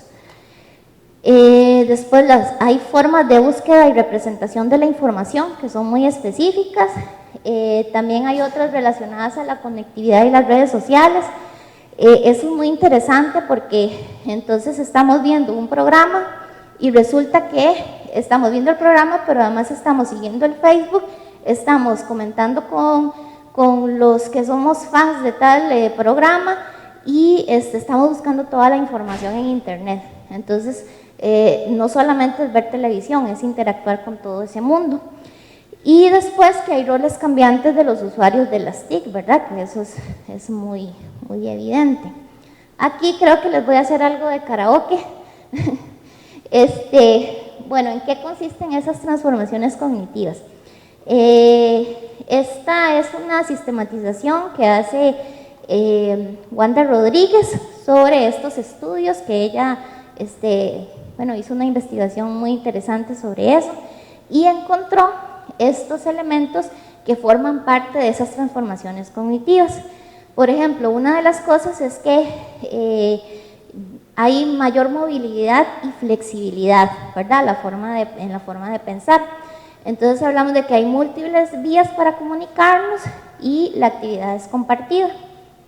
Después hay formas de representación multimodales y sensorialmente potentes. Ocupamos sentir las cosas, ¿verdad? Ya sea de forma visual, auditiva, lo que sea, pero necesitamos que esa experiencia sea algo agradable y nos envuelva, ¿verdad? Después la no linealidad y las múltiples vías en hábitos de lectura y escritura, ¿verdad? Es claro que ya no todas las personas se sientan a leer un libro de forma exclusiva, sino que están haciendo otras cosas.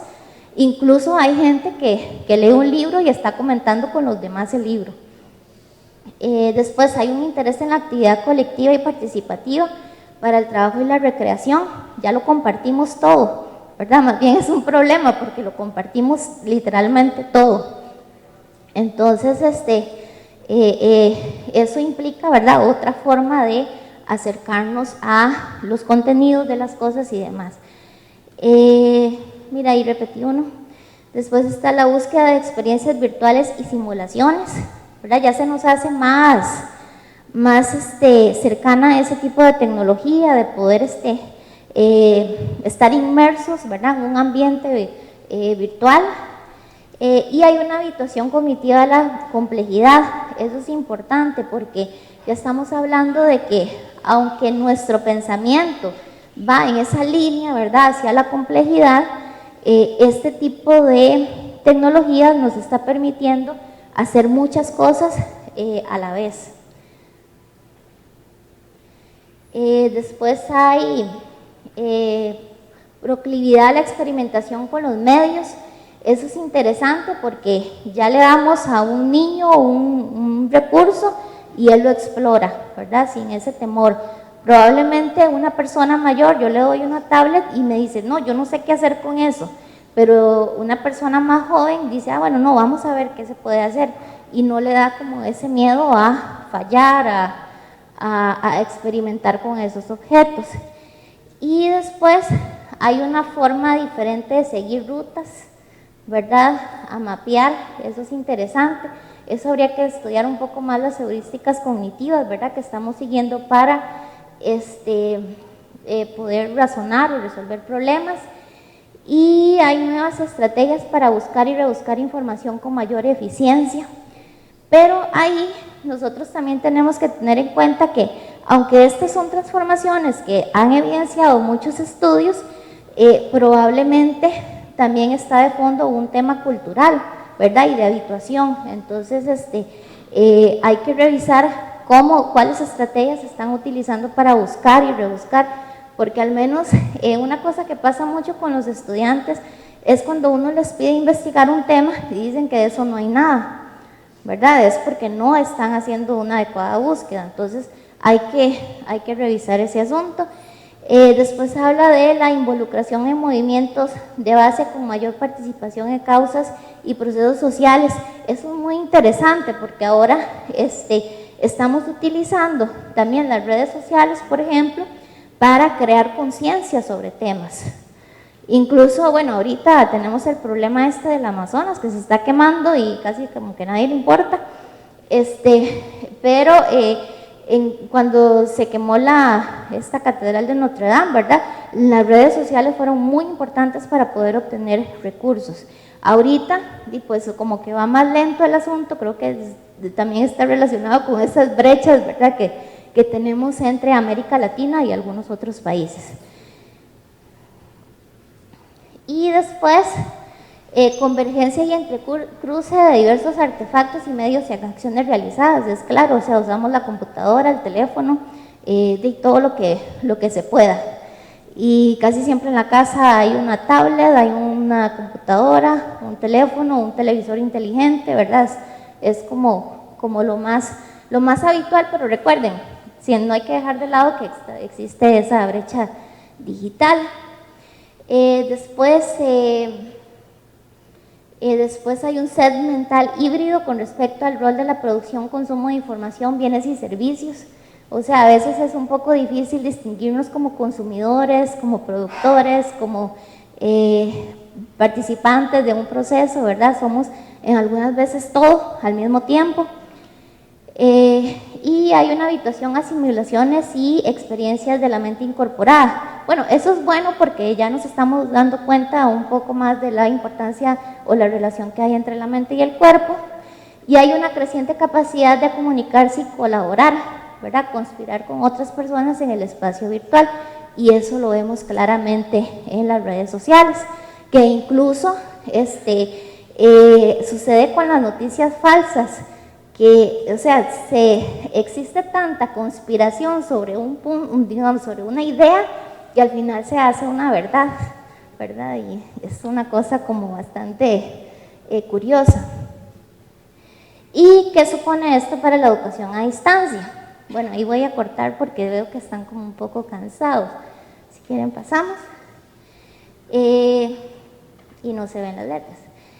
Bueno, hay que tomar en cuenta los divisores digitales en los procesos de mediación, ¿verdad? Nosotros tenemos que ir pensando que ocupamos, o sea, no podemos partir que los estudiantes ya vienen con todas las habilidades digitales, o sea, más bien tenemos que partir de que no las tienen para poder desarrollarlas. Después se requieren propuestas curriculares flexibles. Incluso eso supone ser coherente con esas nuevas transformaciones cognitivas. Es vacilón porque nosotros decimos, bueno, vamos hacia lo virtual y resulta que los currículos siguen siendo iguales. Entonces, ¿cómo vamos a meterle a una persona en un ambiente que supone ciertas habilidades, pero nosotros desde la universidad estamos siendo lo más, ¿verdad?, estructurados y rígidos sobre el proceso formativo?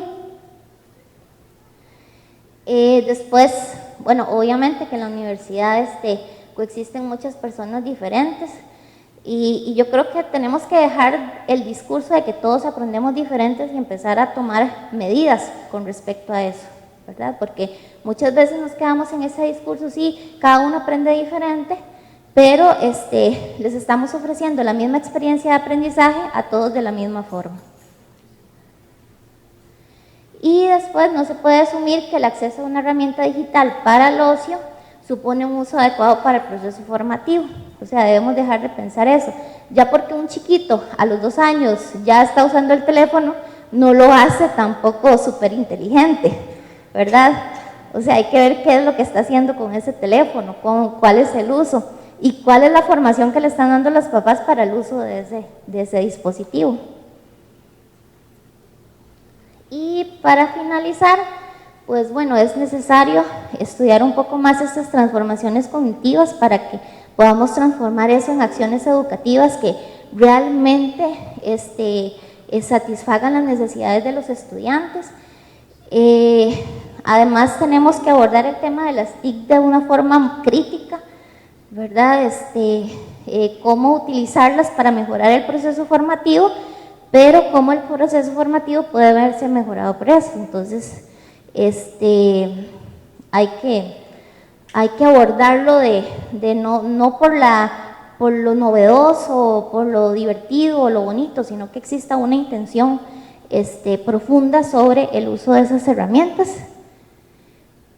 Y después hay que considerar los aspectos de desigualdad en el desarrollo económico y social y político para abordar los retos que trae el uso generalizado de las TIC y la virtualización en la educación.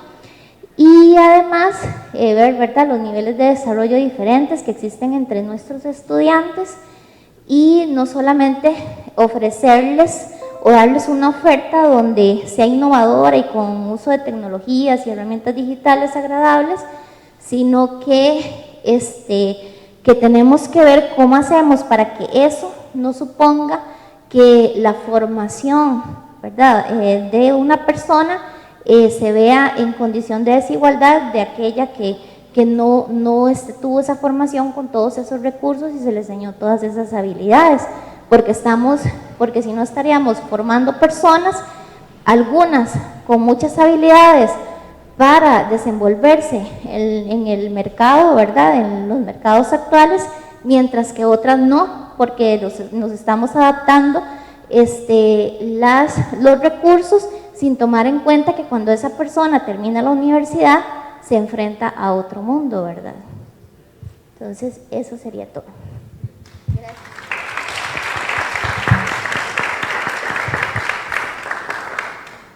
Muchas gracias, Melissa.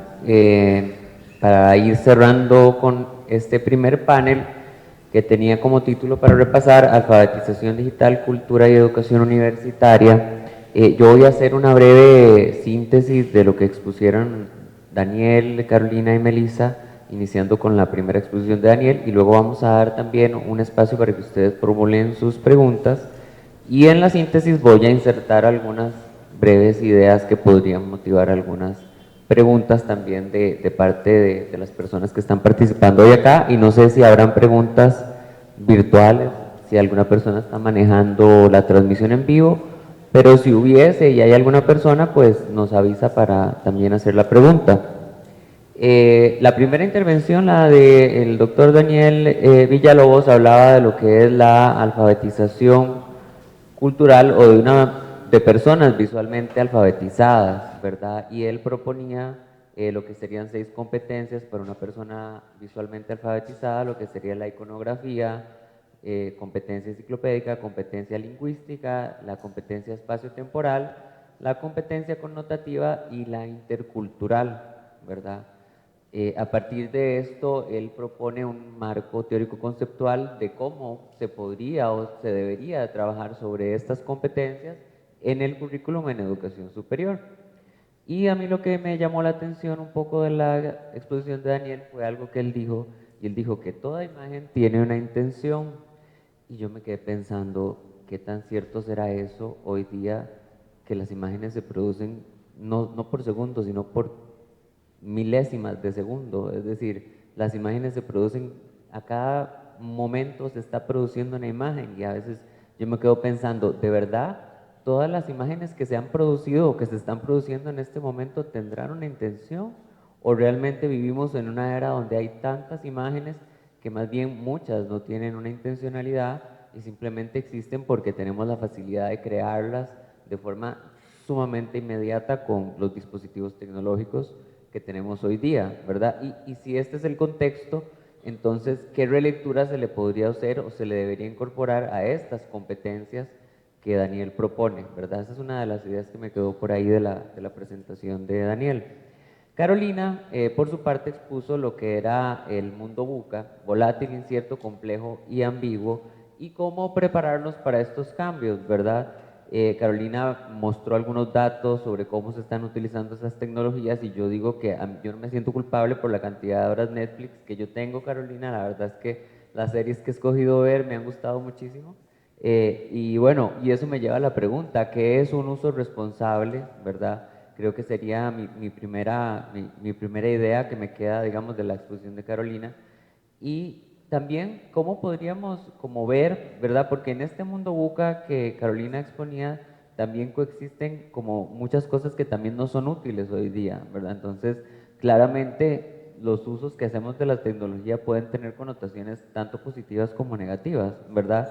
Y me recordaba una vez que estaba leyendo un texto sobre, no sé si era de historia de la tecnología educativa o algo por el estilo, pero esta anécdota que leí, y la verdad es que no recuerdo exactamente el texto donde la leí, que decía que cuando se inventó el teléfono no este, sino el teléfono que conocimos todavía algunos, que era el del cable y el de llamar, y anteriormente el teléfono que se conectaba por operadoras, una de las preocupaciones de las personas era que no sabía que iba a pasar, que no sabían cómo la persona que estaba del otro lado de la línea estaba vestida y si estaba apropiadamente vestida para atender una llamada con la persona que estaba del otro lado de la línea, ¿verdad? Y que eso para las personas en su tiempo era una barbaridad. Y yo decía, wow, qué interesante cómo las preocupaciones del impacto que tienen las diferentes tecnologías en su época, pues claramente varían con relación a su tiempo y deben ser entendidas en su contexto, ¿verdad? Entonces yo creo que la preocupación si una persona se levanta y ve el teléfono inmediatamente en la mañana, pues yo pienso que esa sería la misma preocupación de que si está o no vestida la otra persona al lado de la línea. Al final de cuentas es cómo el uso que hace de sus tecnologías le permite o le limita tanto su desarrollo como persona o como ser humano o como estudiante o en educación superior. Y por ahí me quedaban pues muchas otras ideas que Carolina expuso que espero que algunos de ustedes también les planteen consultas a Carolina al respecto. Y Melissa hablaba de lo que sería la resignificación del uso de las TIC y habló brevemente, voy a mencionar las de brechas que me parecieron muy atinentes, brechas generacionales, brechas de género, brechas de clase social, brechas tecnológicas y de acceso a la banda ancha y brechas por condiciones de discapacidad.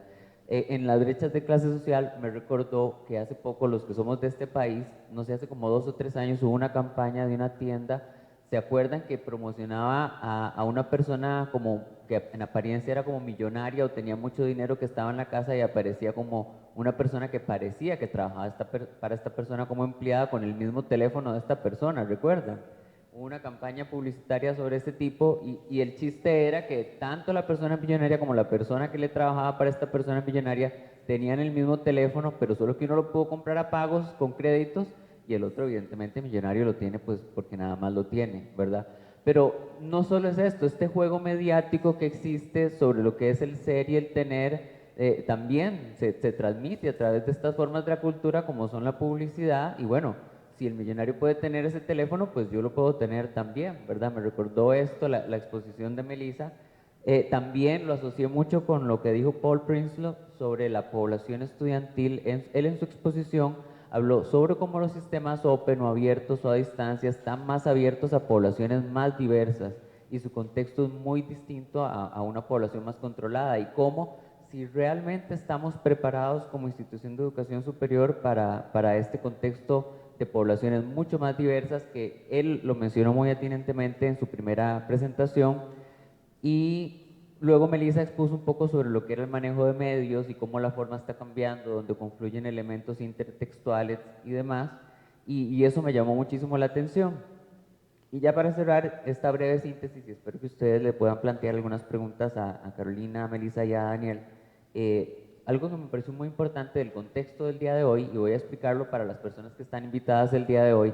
En este país, cada 2 o 3 años se produce el informe del estado de la educación, y justamente ayer se presentó el informe del estado de la educación, que es una serie de investigaciones que se hacen en torno a temas de educación en Costa Rica, y se producen en diferentes personas investigadoras de diferentes universidades, de la UNED participaron, de la Universidad de Costa Rica, etcétera, ¿no?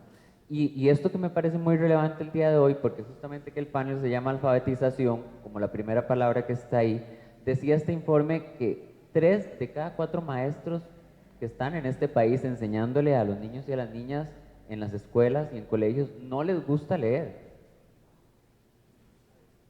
O sea, no solo están enseñando algo que no les gusta practicar, es decir, no leen. 3 de cada 4 maestros en este país no leen.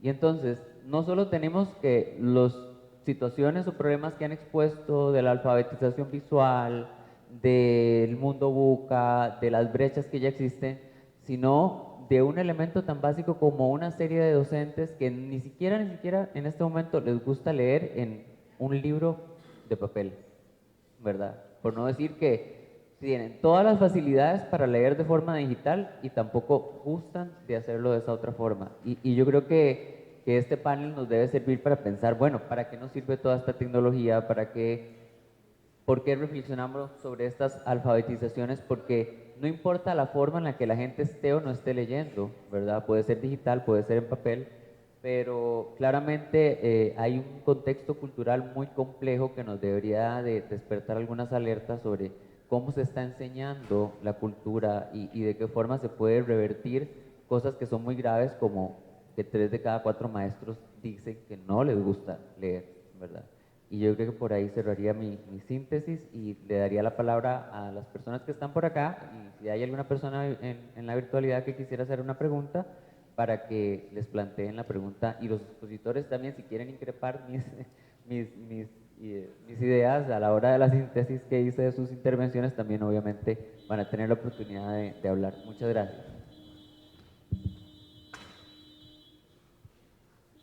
¿Comentarios, preguntas?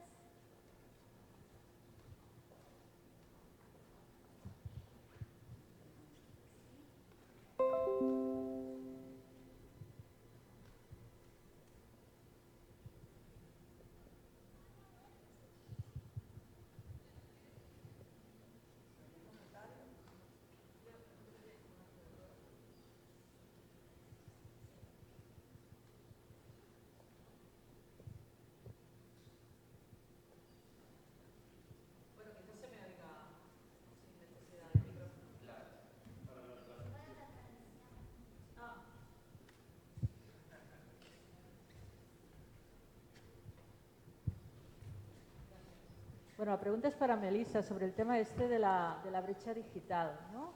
Entonces, es evidente que existe y que, sobre todo, me imagino que quizás en esta parte del mundo es un poquito más grande que quizás en Europa, en algunos países, ¿no? Pero, ¿qué opinas? Que exista esta brecha digital, evidentemente incita a tener en cuenta todos los usuarios, todos los estudiantes, todas estas diferencias, ¿no?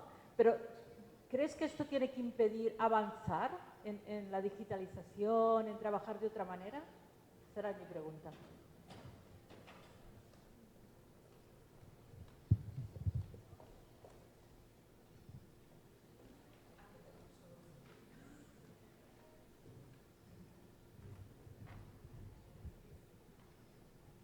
No, más bien mi idea es lo contrario, o sea, que tenemos que ver y desarrollar estrategias para vencer esas brechas, ¿verdad? No podemos detener el avance tecnológico, no podemos detener eso.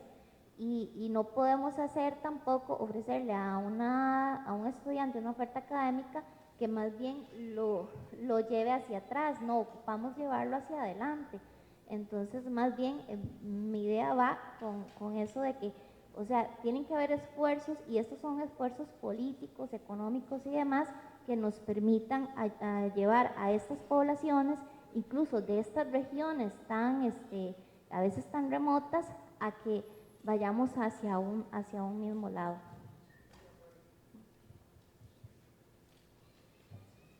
¿Alguien más?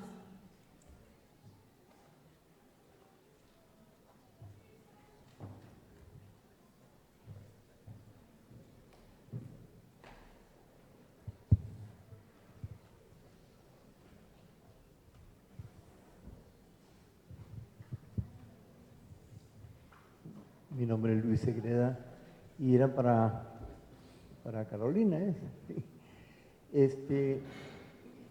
Lo que yo siento en las lecturas que hacemos, los que estamos investigando toda esta temática, es la poca criticidad que hay contra las tecnologías, porque no es ver lo bueno o lo malo de la tecnología, es decir, es ver que la tecnología está incidiendo muchísimo en aspectos que son totalmente negativos para el proceso educativo.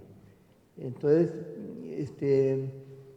me extraña, por ejemplo, que en filosofía hay posiciones muy críticas contra la tecnología, el caso de Habermas, por ejemplo, pero casi no se mencionan estas cosas, ¿verdad? Sobre qué efectos está haciendo la tecnología, no en lo bueno, porque generalmente lo que hacemos es alabar lo bueno de las tecnologías, ¿verdad? Lo bueno que hay para la educación, pero no ahondamos en el contexto de la sociedad en general, los efectos que está teniendo el uso de la tecnología. Acordémonos que la gran mayoría de las tecnologías están surgiendo en contextos de guerra, ¿verdad? El mismo Internet surgió en este contexto así.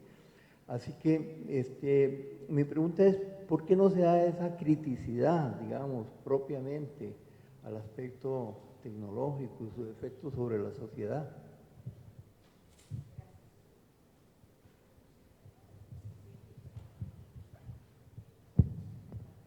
Gracias. Bueno, si bien es cierto, en este contexto costarricense hay una alta desinformación de lo que es el uso responsable de la tecnología, que Manuel me hacía la acotación de qué es un uso responsable. Sin embargo, sí les puedo ser sincera de que en otros escenarios, digamos contexto europeo, contexto norteamericano, sí hay altos niveles de información con una alta crítica sobre el desuso posiblemente, digamos, adecuado, por decirlo de una forma estándar, de lo que no estamos sacando beneficio de esos recursos. Inclusive, hace poco, en mayo, estuve en un congreso internacional de esta red de alfabetización mediática, Alfamed, de la cual yo soy la coordinadora para Costa Rica, y vean, yo quedé súper impresionada de lo que no estamos haciendo aquí en Costa Rica. De países como Brasil, de países como Ecuador, de la misma República Dominicana, España tiene muchísima información en ese contexto, y de la conciencia que nos estaban generando incluso al no uso. Escuelas en otros países, incluso en Estados Unidos, que ya se están negando a tener esos espacios con el uso de recursos tecnológicos porque es tanta la masificación de estos dispositivos que los estudiantes están por instrumento, utilizándolos por instrumento. Entonces, el hecho de tener que desconectarlos de ese uso para que se conecten con una realidad tangencial y puedan compartir con el compañero de la par, ha hecho que hay escuelas y colegios en donde no hay esos recursos. Los quitaron completamente y estamos volviendo a hace unos 30 años de lo que nosotros recordamos en la escuela, en donde había más espacios de interacción masiva, colaborativa, face to face, y no con la tecnología. Ahora, por otro lado, en este contexto costarricense, no podemos llegar y satanizar, porque es como, desde la parte de la didáctica yo lo vería así: ¿cuántos de los educadores decimos que el conductismo es malo? Y siempre hemos usado el conductismo. ¿Y cuántos dicen que tenemos que ir pasando ya al constructivismo o al cognitivismo? Y yo digo, bueno, es que con la tecnología es igual. Nosotros no podemos llegar y decir una es buena y la otra es mala, que hay un uso desmedido, y a eso vamos con el uso responsable. En el momento en que el ser humano se responsabilice de la forma en cómo está gestionando estos recursos y genere esa conciencia para desde su ser, su familia y el círculo que lo integra, ahí va a tener una claridad sobre el uso responsable y así alfabetización digital adecuada. Cosas que suceden, por ejemplo, y algo muy básico, un WhatsApp masivo. ¿Cuántos de ustedes tienen un WhatsApp que está conectado por un grupo AIX? Y resulta que le dicen específicamente este chat es para este tema en particular. Pero pasa que a alguna persona se le ocurre preguntar por otro tema y empiezan el back and forth, empiezan a preguntar de otra cosa en ese mismo chat y se les olvidó la parte de la etiqueta, la parte de la responsabilidad, la parte de ver por otros y de ser consciente de los otros. Ayer, por ejemplo, yo tuve una situación de esas en donde una señora empezó a preguntar por un tema X y la directora del chat o la administradora dijo, recuerden, cordialmente les solicito que este chat lo usemos para este tema en específico, no para analizar otros temas. ¿Cuál es la reacción de la gente? ¿Cuál creen ustedes? Se enojan. Y al momento se salió del chat. Y yo dije, pero era nada más un llamadito de atención y no grosero. Y esas poquititas cosas es lo que uno les dice. ¿Cómo queremos pasar, por ejemplo, en educación a hacer un uso responsable de los recursos? Ya hablar de alfabetización informacional si tenemos estos problemas tan chiquititos hasta con un WhatsApp. La gente no quiere entender. Entonces, en este contexto costarricense, al no haber información, la gente se siente atacada cuando te hacen un comentario de ese tipo. Pero en otras latitudes, cuando ya tienen tiempo de estar, por ejemplo, en ese congreso que les digo de República Dominicana, los españoles nos contaban, vea, ya nosotros pasamos por lo de ustedes, dale equipo de computadoras a todos, y no resultó. Ahora están hablando de las TRICs, y después empezaron a hablar de otra dinámica más, porque las tecnologías, las TEC-TAC-TEP, que cómo se pueden utilizar y aprovechar, pero ya estamos hablando de un uso que es ubicuo, que es sensato, que es consciente y está inclusivo, está inmerso. Entonces, todavía aquí no ha calado ese discurso. Aquí, por ejemplo, el Ministerio de Educación gasta grandísimas sumas de dinero capacitando a sus profesores del Ministerio de Educación con la Omar Dengo, con la FOD, para que les enseñen a utilizar instrumentalmente un recurso tecnológico. Nada más. Hace poco tuve reunión con la coordinadora de este departamento de tecnología y me decía, necesitamos entrarle al tema de alfabetización. Y le digo, ¿y la FOD? Es que no le dan seguimiento a los proyectos. No se les da ese seguimiento y al no darles ese seguimiento la gente solo se queda en esta parte. Aprendí a utilizar el recurso tecnológico hasta ahí, con lo poquito que me dieron y empiece a usarlo. Pero no hay una continuidad, tampoco se genera sentido de responsabilidad. Y si el educador no lo trae ya in situ, ¿cómo se lo vamos a gestionar a un estudiante? Una cosa que me faltó tal vez decirles ahora en la exposición es que recuerden que ya el conocimiento ya está. Ahora es cómo se gestiona. Un estudiante puede encontrar la materia rapidito en San Google, buscar la información rápido, veloz en cualquier otra información. ¿Cómo lo gestionamos? Es lo que necesitamos ahora en educación. ¿Cómo responsablemente hacemos que ellos tengan esa cultura y valores de gestión?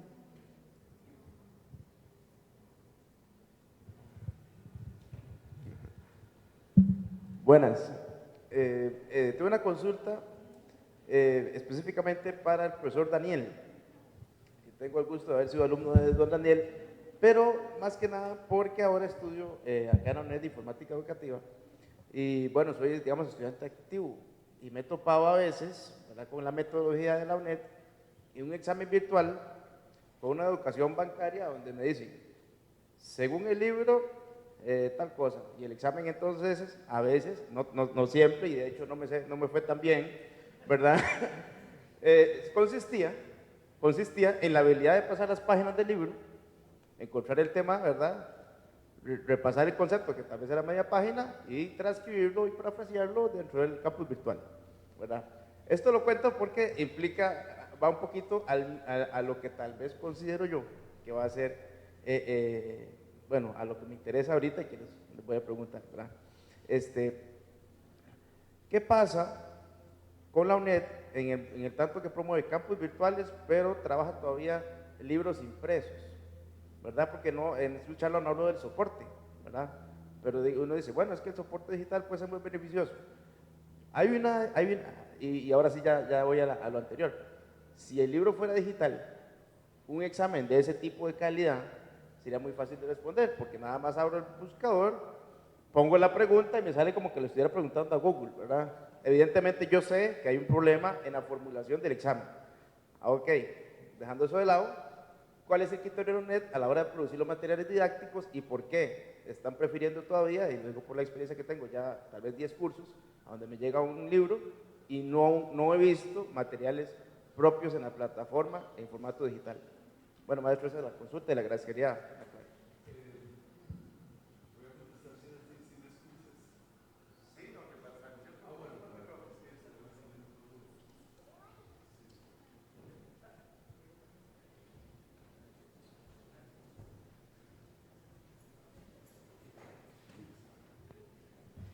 Disculpa que venga hasta acá, es que les tengo que explicar, tengo un marcapasos y resulta que el cardiólogo me prohíbe utilizar dispositivos inalámbricos, no sé por qué, pero ocurre. Fíjate que la editorial está produciendo libros en formato ebook, ¿verdad? O sea, son digitales. Y tenemos varias unidades didácticas que nos las han solicitado en ambos formatos, tanto impreso como digital, y otras nos las han solicitado exclusivamente digitales.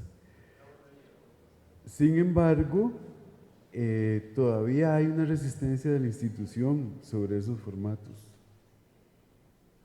Todavía hay una resistencia.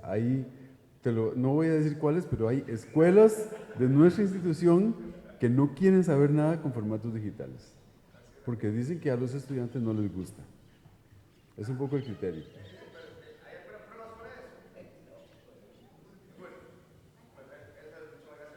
Listo. Claro.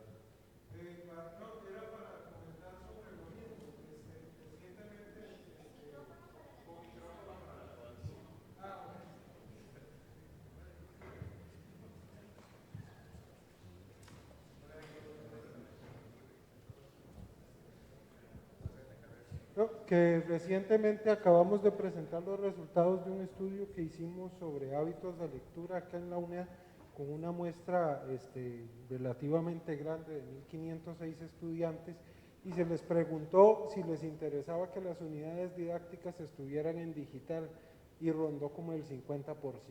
O sea, hay una resistencia bastante importante entre los mismos estudiantes de la UNED a pasar a formato digital.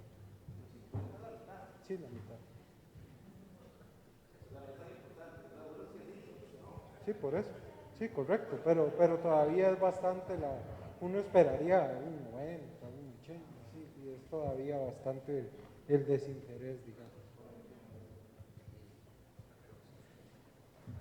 Sí, hola, buenos días. Voy a ser muy breve, ¿no? Pero no es por alusiones, pero es por experiencia. Digo, no es por alusiones, pero por experiencia.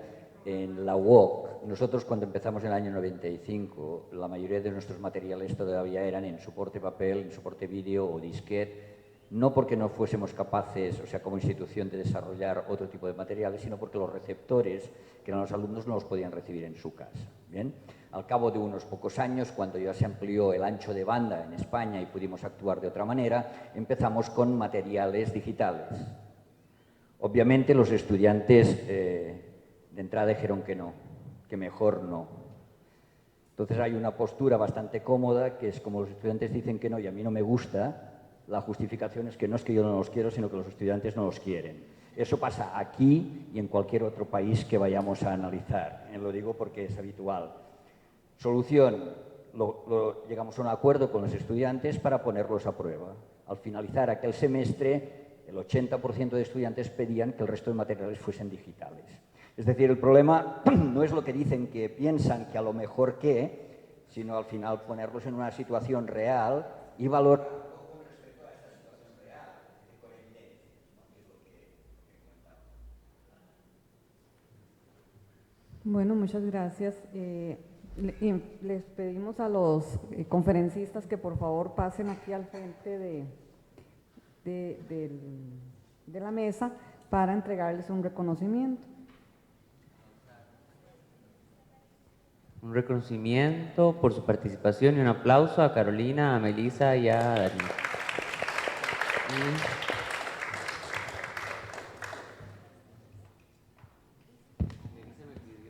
Melissa me pidió que no le pasara el de ella por acá. Digo, para que...